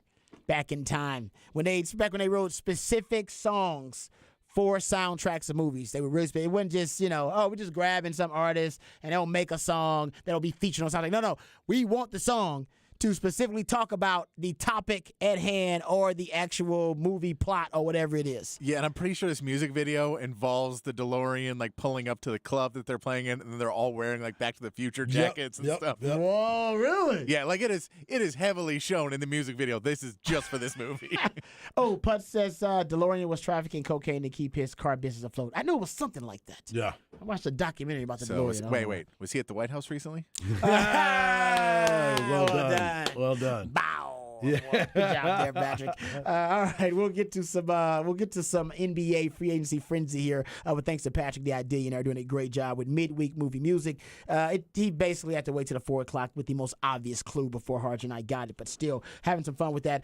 Okay, before we get to the NBA free agency frenzy, gentlemen, I must ask you guys: did you watch the hot dog eating contest, the Nathan's hot dog eating contest? Have you ever watched it? I have watched it before. Okay. I did flip over to the channel, but there was a lightning delay That's true. when it was happening, and I did not come back for it. Right. It was like, all right, I'm not doing anything right now. I'll flip over and see what's up. And then it was like lightning delay, and you're like, well, that was your shot, guys. Why is there? Can't we just move it inside? Oh no, they have a No, giant. It's a because it's giant. the people. They want it for the people to Yeah. be in there, man. There You wasn't no can't moving. move it inside to like a big warehouse area where people. How many people are They're watching on, this thing they're live? on Coney Island. They're I outside. know there's a lot of people out there. I'm just asking Yeah. how many people. Oh, I mean, I don't know, but Too many people to put inside, I guess. I guess you Yeah. got fire Also, room do you want to be restrictions in a place fire with that codes. many hot dogs and people eating hot dogs with a closed roof? I feel like this smells bad enough in open air. Yeah, you're probably right about that. That's a great point. Yeah, I mean, I guess the crowd that not a fan. wants you're not a fan. Not at all. So you've never watched it? I mean, early in the very beginning of it, Okay. you check it out and you're like, oh, okay.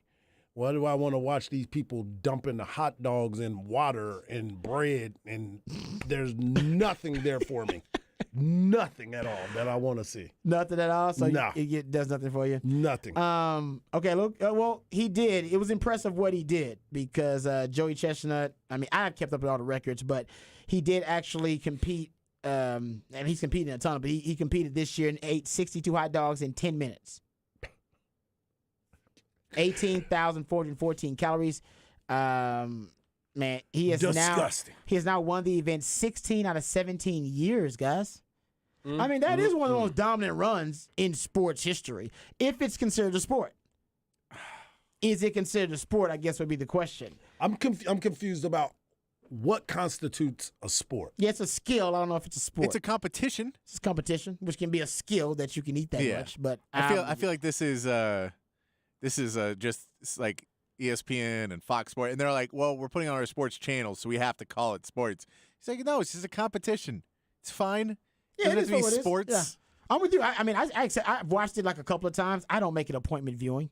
Yeah. But I do think it's kind of fascinating that this has become like its own. It's got its own like subculture now. I think it competitive was eating and stuff. There was probably, I don't know, 20 years ago, 15, 20 years ago, there was a point where they were trying to, like, in this part of the off season, they were like, we're going to have this, so let's try and make it like a bigger thing, competitive eating.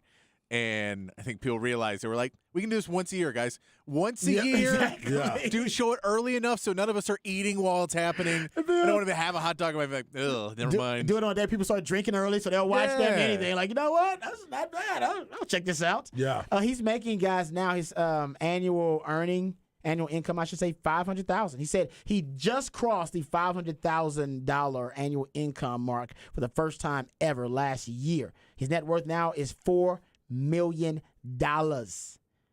He holds 20 plus, 55 world records, and competes in 20 plus events every year.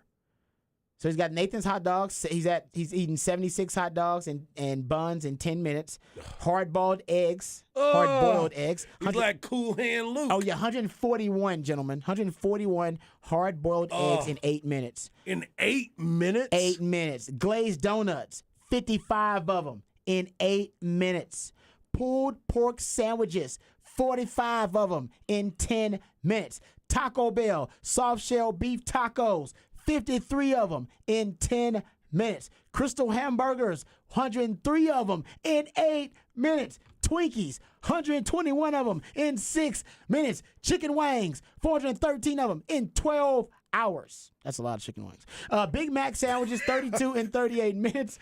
Tamales, 102 in 12 minutes. Grilled cheese sandwiches, 47 in 10 minutes. Ice cream sandwiches, 25 and a half in 6 minutes. And pepperoni rolls, 43 in 10 minutes. He only wins like $1,000 to $8,500 per prize of these major league eating contests. So basically, Wait, how much money does he win each? Like between $1,000 and $8,500. Oh my! So he doesn't win a lot, but he has a ton of endorsements. He has endorsements with Hooters, Hostess, Raising Cane's, Pepsi, and Pepto Bismol. It's like Pepto. Yeah, I was waiting for that one. I was like, come on.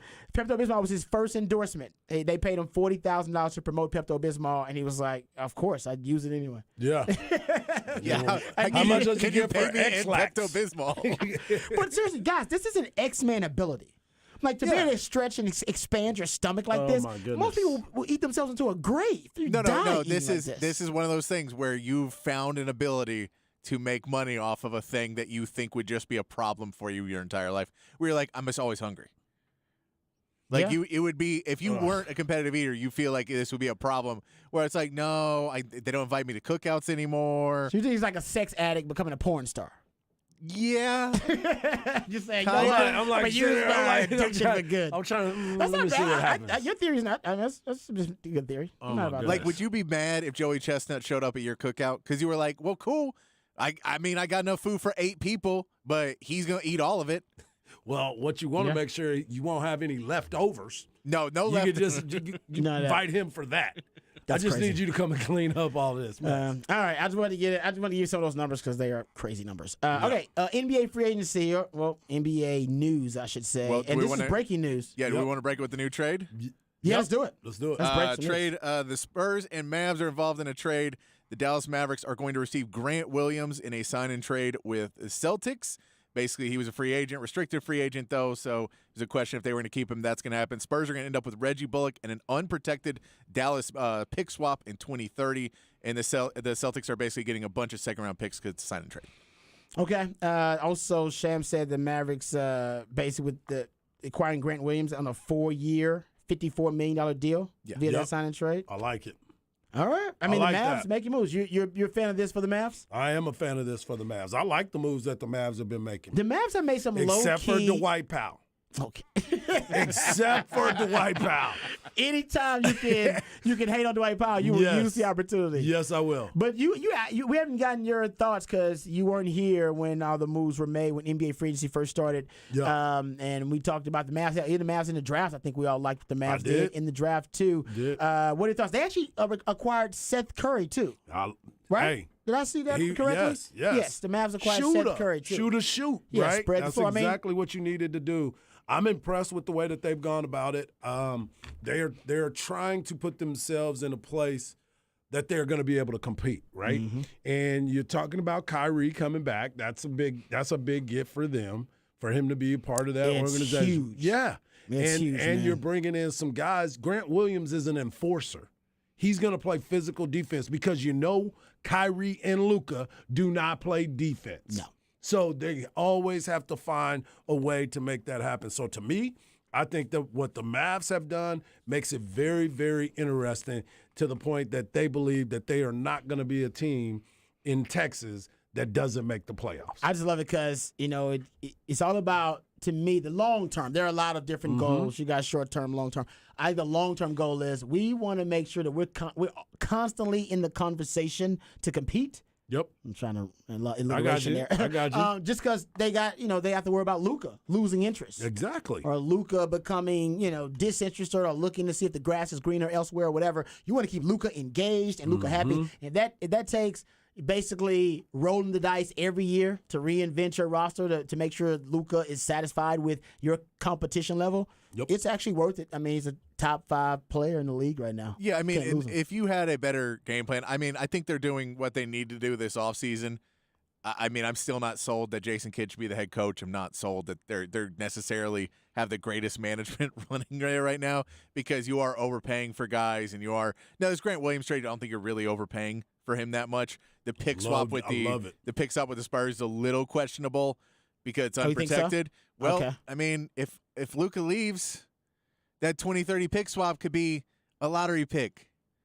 That's a good point. And Yeah, that's a good point. 2030 is so far ahead. Anytime I Yeah. see unprotected in that kind of scenario, it's a little. You're like, that's a lot to get a guy that and you gave up Reggie Bullock. I know you didn't. You had to get off his contract. But his contract is expiring at the end of this year. He's got 1 year left. That's one of the reasons That makes Spurs it don't valuable. mind taking him on. Yes, valuable. Is because they are basically building to have a lot more cap flexibility next year.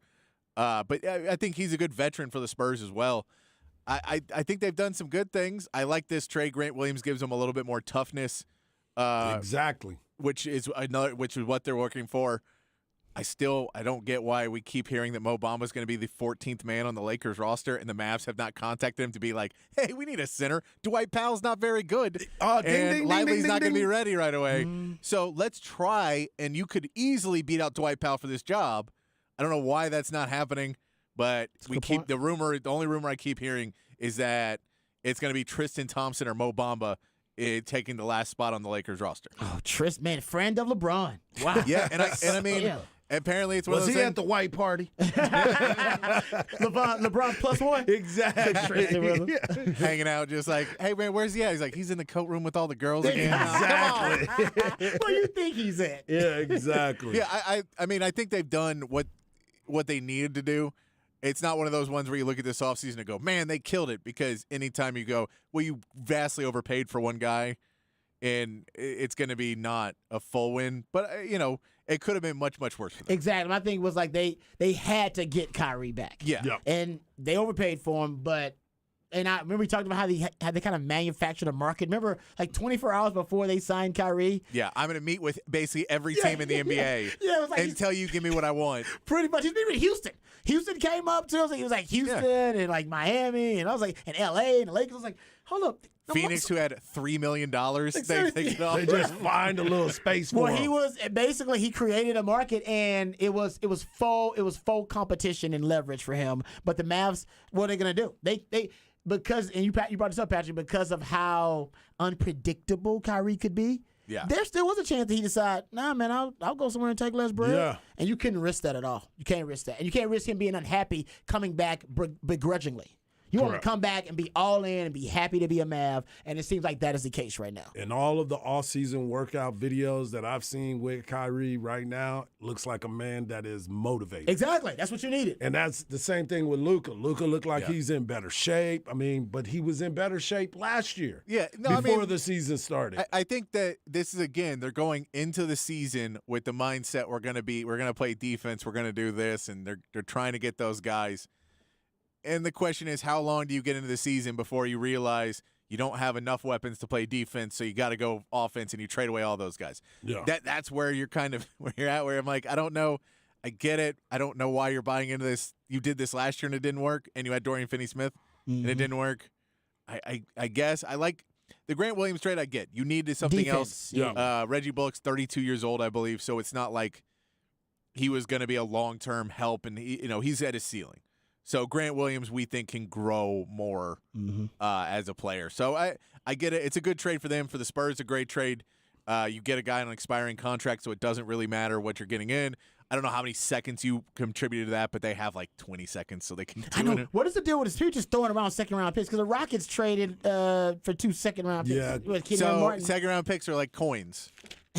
they're not worth anything Agreed. unless you got a full jar full of them. So you got to have a bundle You of got to them have 20 second-round that picks, and add then up you're to like a first value. and then you can give up, and they don't even really ever Which do, is but why you you just can trade.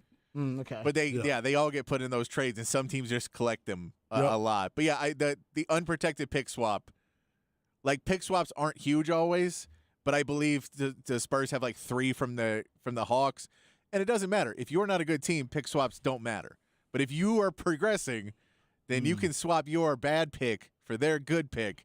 And it's the kind of switch they've done on the Stepien rule.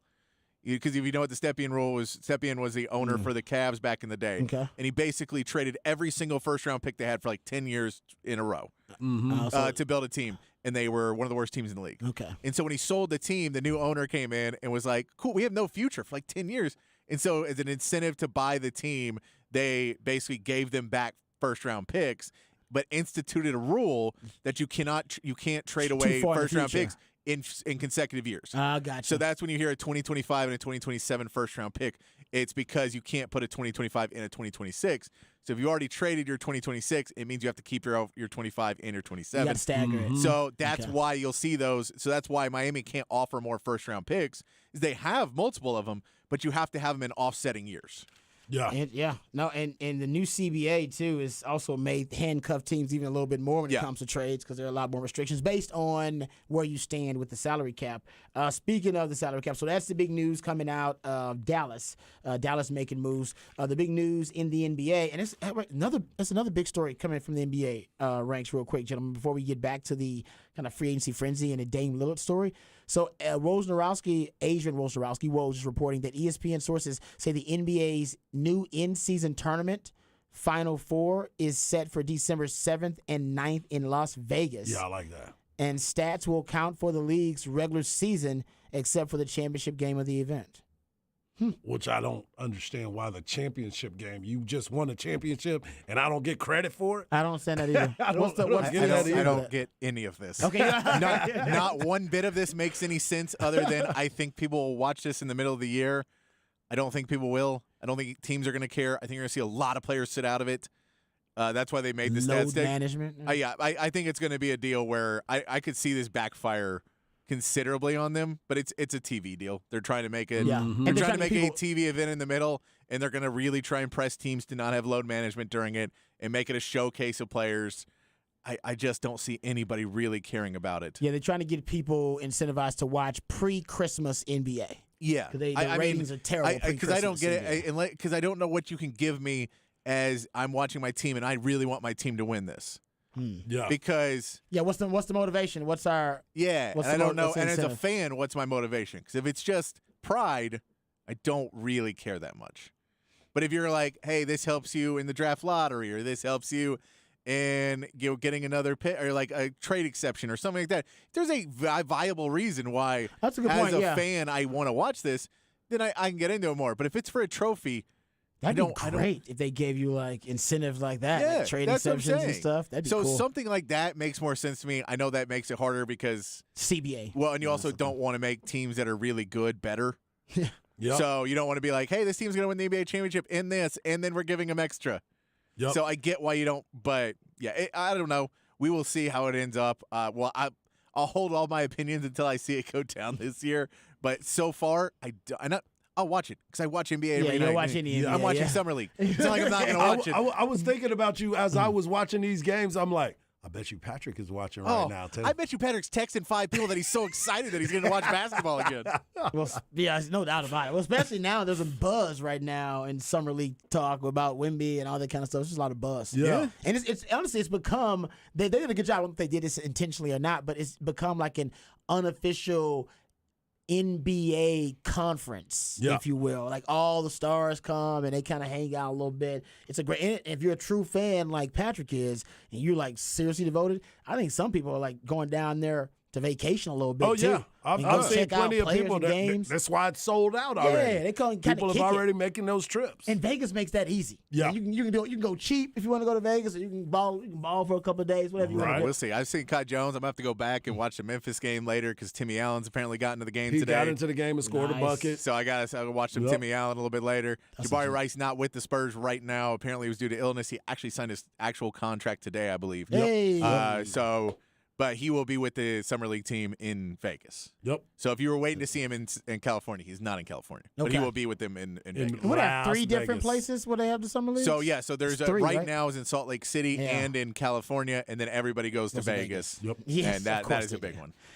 Okay, we got to continue talking NBA on the other side because we haven't gotten to the Dame Lillard trade request. So we're going to get into that too and discuss more NBA free agency frenzy and the Mavs making a move. So we'll continue to talk NBA and just kind of bump our NFL conversation till tomorrow. All that and more right here on Ball Don't Lie on 104.9 The Horn.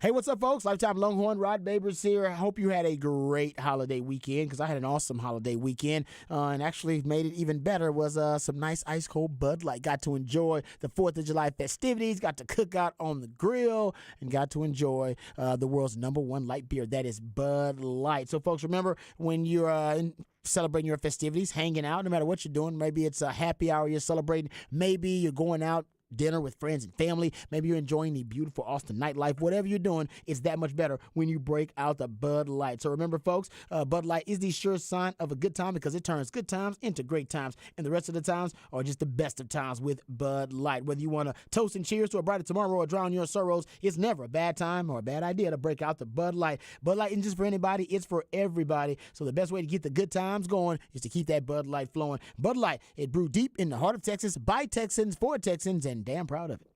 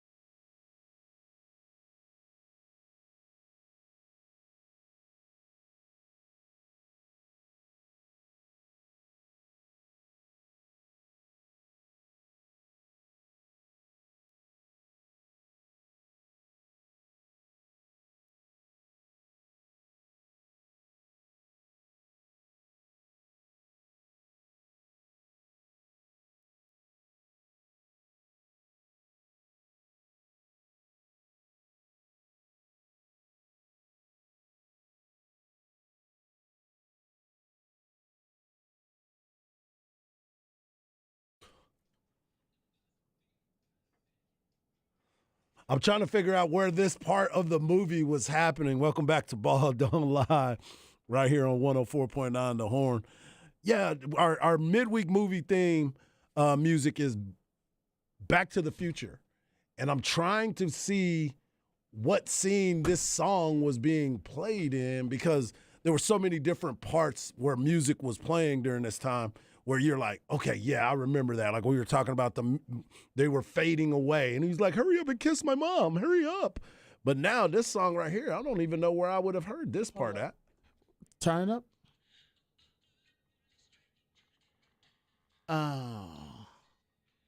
Oh, man. I'm trying to think what the scene could be. Right. Yeah, I don't remember the scene. It's not where It could be. Yeah, I don't know what the scene could be, actually. I don't remember. It does not stand out to Yeah, me. it does not either, but Okay. it's Lindsey Buckingham, so Wow. There you go. Lindsey Buckingham. You could have played this at the from beginning. Fleetwood Mac. Yeah, you could have. Yeah, if you would have threw this at the very beginning, You got us. Yeah, and I didn't we'd need have been like, huh? No, it was either this or Eric Clapton of the two. That I'm like, I don't really remember from that movie, but The Eric Clapton reggae-ish sounding song Yeah. definitely threw us for a loop to start off the show. My man said Cool Runnings. Yeah, that's what I thought. I was like, I thought I had a good guess. I was like, too. yeah, I was with you. Hey, man. You had a good, what you had, Cocktail? Cocktail. That was a good guess. Yeah. Oh, 'Cause it was had a that good little guess. reggae-ish. Yeah, I like kinda that. sound. Summery film. Yep. All right. I like the people on the text line who are guessing Weekend at Bernie's. That was good. It was a Yeah, solid, that it was was a good. solid That summer was a beachy solid one. movie. Oh, solid. Yep. Man, there you go. Weekend at Burns. How did that get a sequel? How the hell? We discussed that. Did it have a sequel? I believe it had at least one. At least one. How? Do we even remember? I know I watched it, but how did they write that? Yeah. I don't know. it- There was a lot of bad movies. Was at it the that time. same Bernie? It had to be. Then how would the body not decompose? How far in the future Look. was this movie? Look, for They the were sequel? just letting you going on the- hold on for a little bit. We're going to the premise that it's not super gross to walk around with a dead body for a Exactly. couple days. For a couple of days, they walked around with Bernie. All Okay, right. there you go. It said it was the scene where the alarm went off and the doctor, Emmett Brown, called him. Wow. Ooh, there you That's go. good. Great That means job. somebody that really watches Back to the Future. That's a great job. Because I still really don't remember the Appreciate scene. that. Yeah, Yeah. that's fantastic. Okay, let's get into the Dame Lillard trade request, gentlemen, and we'll get back to the Mavs trade here after we discuss Dame Lillard for a little while. But Dame Lillard did request a trade over the holiday break. That was the biggest news of the NBA weekend, if you will.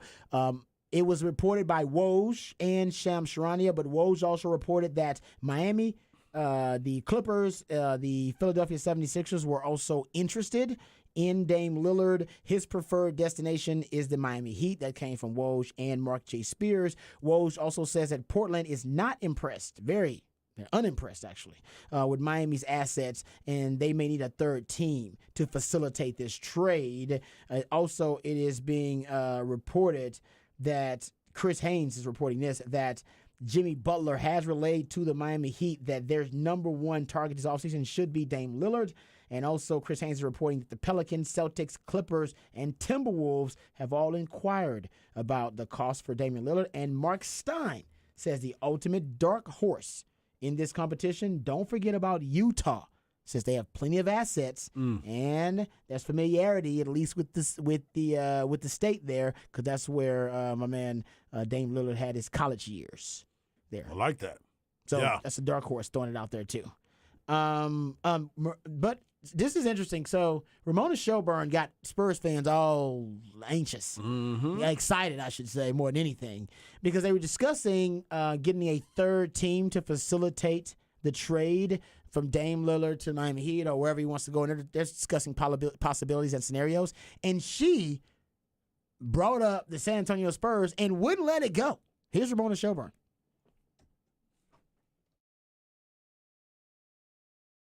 The San Antonio Spurs here. The Brooklyn Nets have a lot of picks. The Portland Trailblazers would want to get back young players and picks. But the San Antonio Spurs are a team, I keep hearing this, that Dame has a lot of respect for that organization. There's a fascination with Wembanyama. There's a fascination with the idea of Greg Popovich. And I know the Spurs are seen as a facilitator team here. They certainly could be that. But there is a lot of there's a lot of interest from Dame's side in the San Antonio Spurs as well. So I think that's another team to keep an eye on in these constructions. Wow. the Wemby effect, I guess, is already starting to pay dividends for the Spurs. I mean, Dame Lillard to the Spurs. Patrick, you're the Spurs fan. Got to get your thoughts on this. What do you think about Dame Lillard to the Spurs? This is a pipe dream? I don't think it's a pipe dream. I think they could easily do it. I don't think it would be that crazy for them to do it. I think you also probably have to put Keldon Johnson in that deal, which is also a thing that's probably not the best idea. But I don't like it.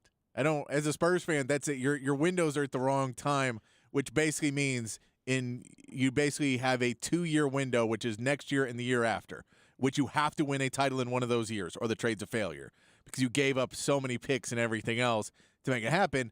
And then you're going to have to rebuild again after you get through because you're paying Dame Lillard $70 million in his 4th year. Yep. And you're not going to win a title in his 4th year. You've lost picks. You've done everything. And now you got to kind of reset. And then Wembanyama's a free agent. And now you're like, well, hey, man, stick around with us. I know you want to win, but we're going to have to rebuild for a couple years. No, I agree with you. The window doesn't fit. And if it's a year later, it's a different discussion because we'll know more of what Wembanyama is. We'll know more what the players play with him. Oh, so you're saying next year would be a better look for you? There's going to be a lot more questions answered in this season. But, again, like Keldon Johnson with Wembanyama, we don't know how they fit together. Jeremy Sohan is a big question of a top pick you had last year, a lot of people are very excited about that. We don't know because they're both basically playing power forward. And can you go small ball and play Sohan at the 5, or does he need a real 5 in there? When you're playing teams like the Denver Nuggets, who you're going to have to play in these terms, you have to guard Jokic. How do you guard Jokic if you have Wemby and Sohan on the floor? And those types of questions. So is Sohan just going to be your 6th man and you bring him off? But if he's your 6th man and he still plays the same position as a guy you need to play 40 minutes a game, where does he fit in? I think there's questions that may work out. That you go, oh, no, we can stick these guys in, and Wemby can play more to 3 at points, or Wemby can play more to 5 at points. But we don't really know where they're going to be able to fit him into this lineup and who he's going to be able to guard on an NBA level. Is he going to be able to stay in front of a small forward? Is he going to be able to bump with a center? Those are the questions we'll get see this season. And so you don't know, hey, is that window, how is it cracked right now, or is it open? And I think we're cracked, and Dame Lillard kind of opens it up, but it also is going to shut a lot sooner. I agree with that. Mm-hmm. Yeah. Pat Harch, your thoughts? What would you do? I'm going all in.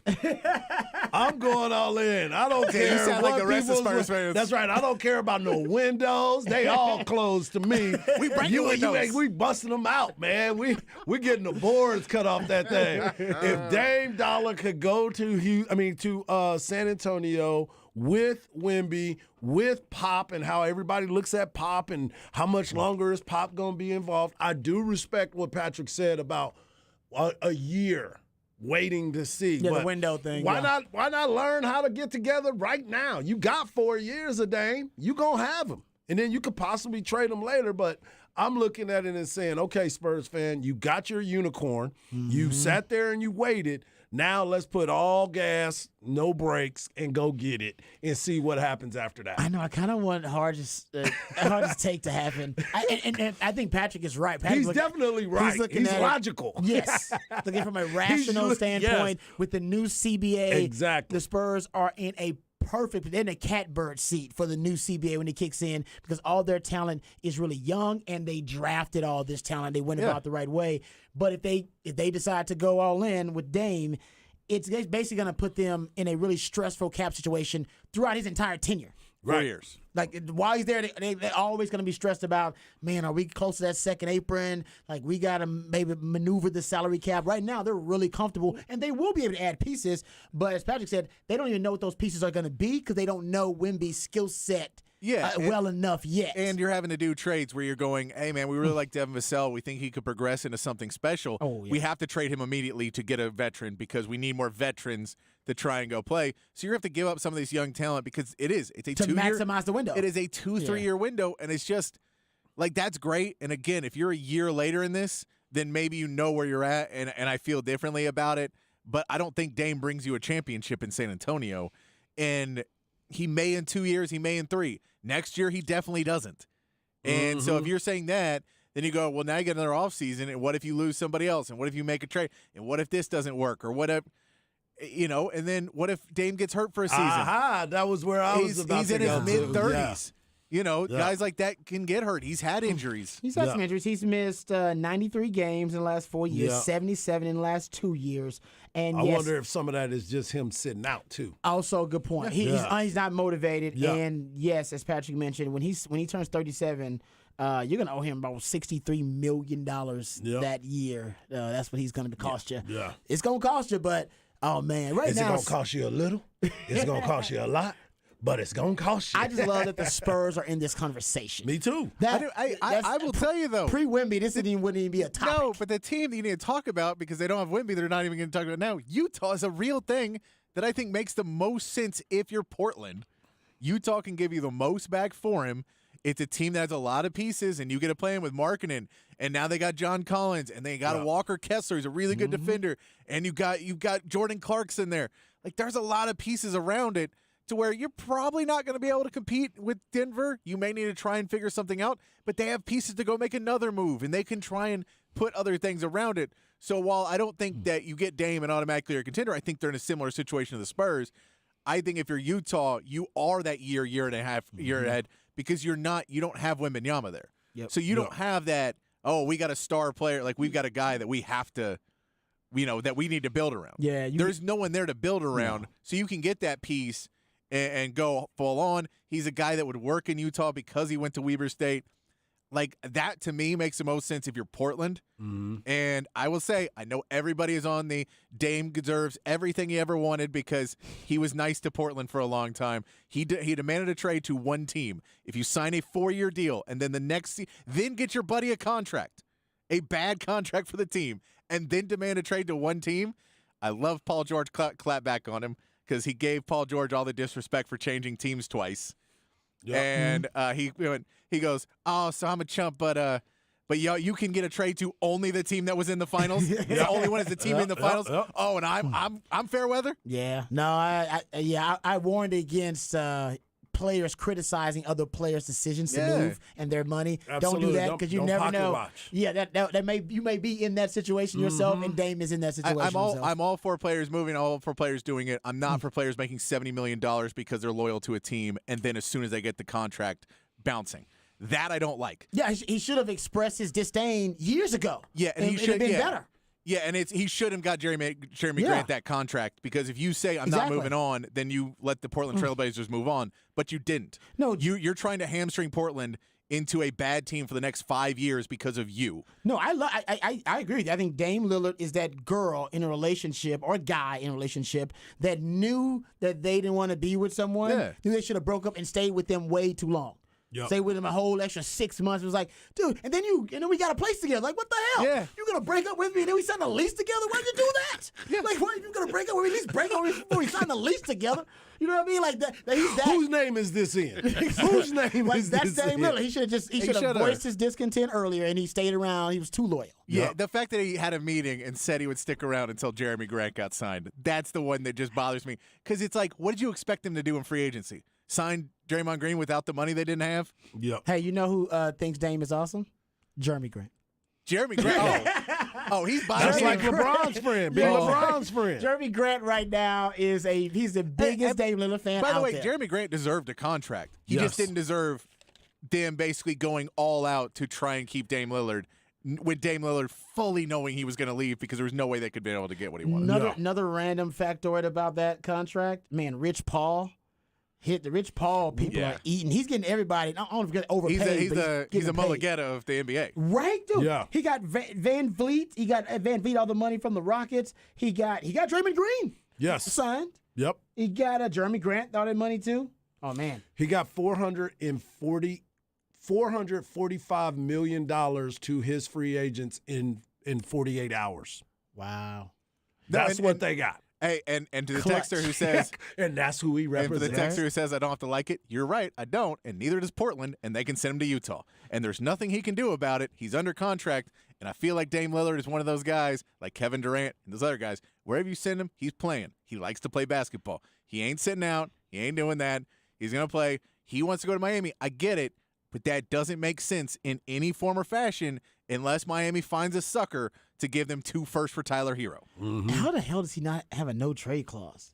How does agent? Oh, because negotiate that? the team were like, if we're going to give you $70 million, Okay, we need some leverage. we need a little bit of leverage. we can't if you're do all of it. continually telling us you don't want to be traded, we are never going to trade you without it. Yeah, you're right. That's that's a great point too. I guess that's like the when somebody, you know what? I'm not getting into it. We open against it. I'm going to give another analogy here. I'll give a prenup analogy, but I'm done with that. All right. Anyway, let's get to the break. We'll come back and let you know what's on tap right here on Ball Don't Lie. 104.9 Horn.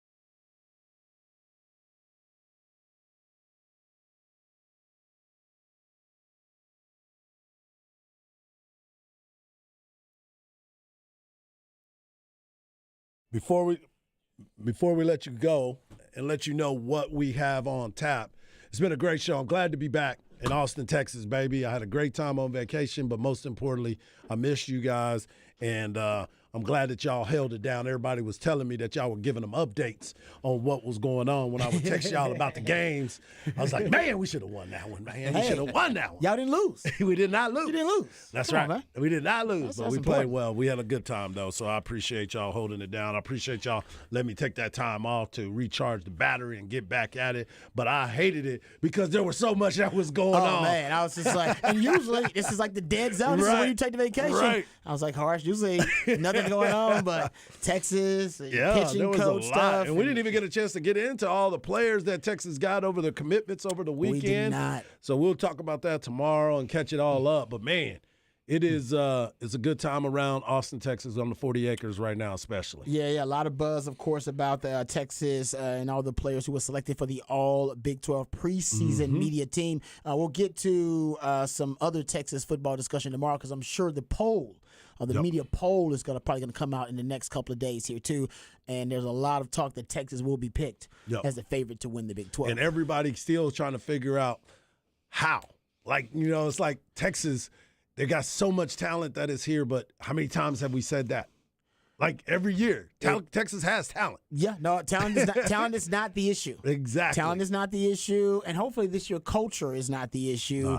Development is not the issue. So that just leaves coaching as pretty much the one question mark of uncertainty about this team reaching a championship level of play. Nobody's talking about the talent. Sark's done a great job of being able to build a positive, constructive culture there, even in the presence of NIL and the transfer portal, and also development seems to be really on track based on what we saw last year from this coaching staff. So now it's about coaching, a schematic advantage. Yeah. We need Sark to become. Sark needs to go from being a chess player to being a chess master, and he's not a master just yet. If you're gonna win the chess match within the game, he's got to show that he's a next level chess master. And right now, I just hadn't seen it yet. Not yet. Yet. It will happen, though. It will happen. It will definitely happen. Keep hope alive. All right, what you got on tap, brother? What you got on tap? Tonight, I'm going to watch the Rangers take on the Boston Red Sox. They're on right now. I'm going to check out the Spurs team as well. Basketball, I'm going to watch a little bit of that because I swear I was watching those games. I was like, I know Patrick is watching this stuff right now. Oh, yeah. Because we talk about,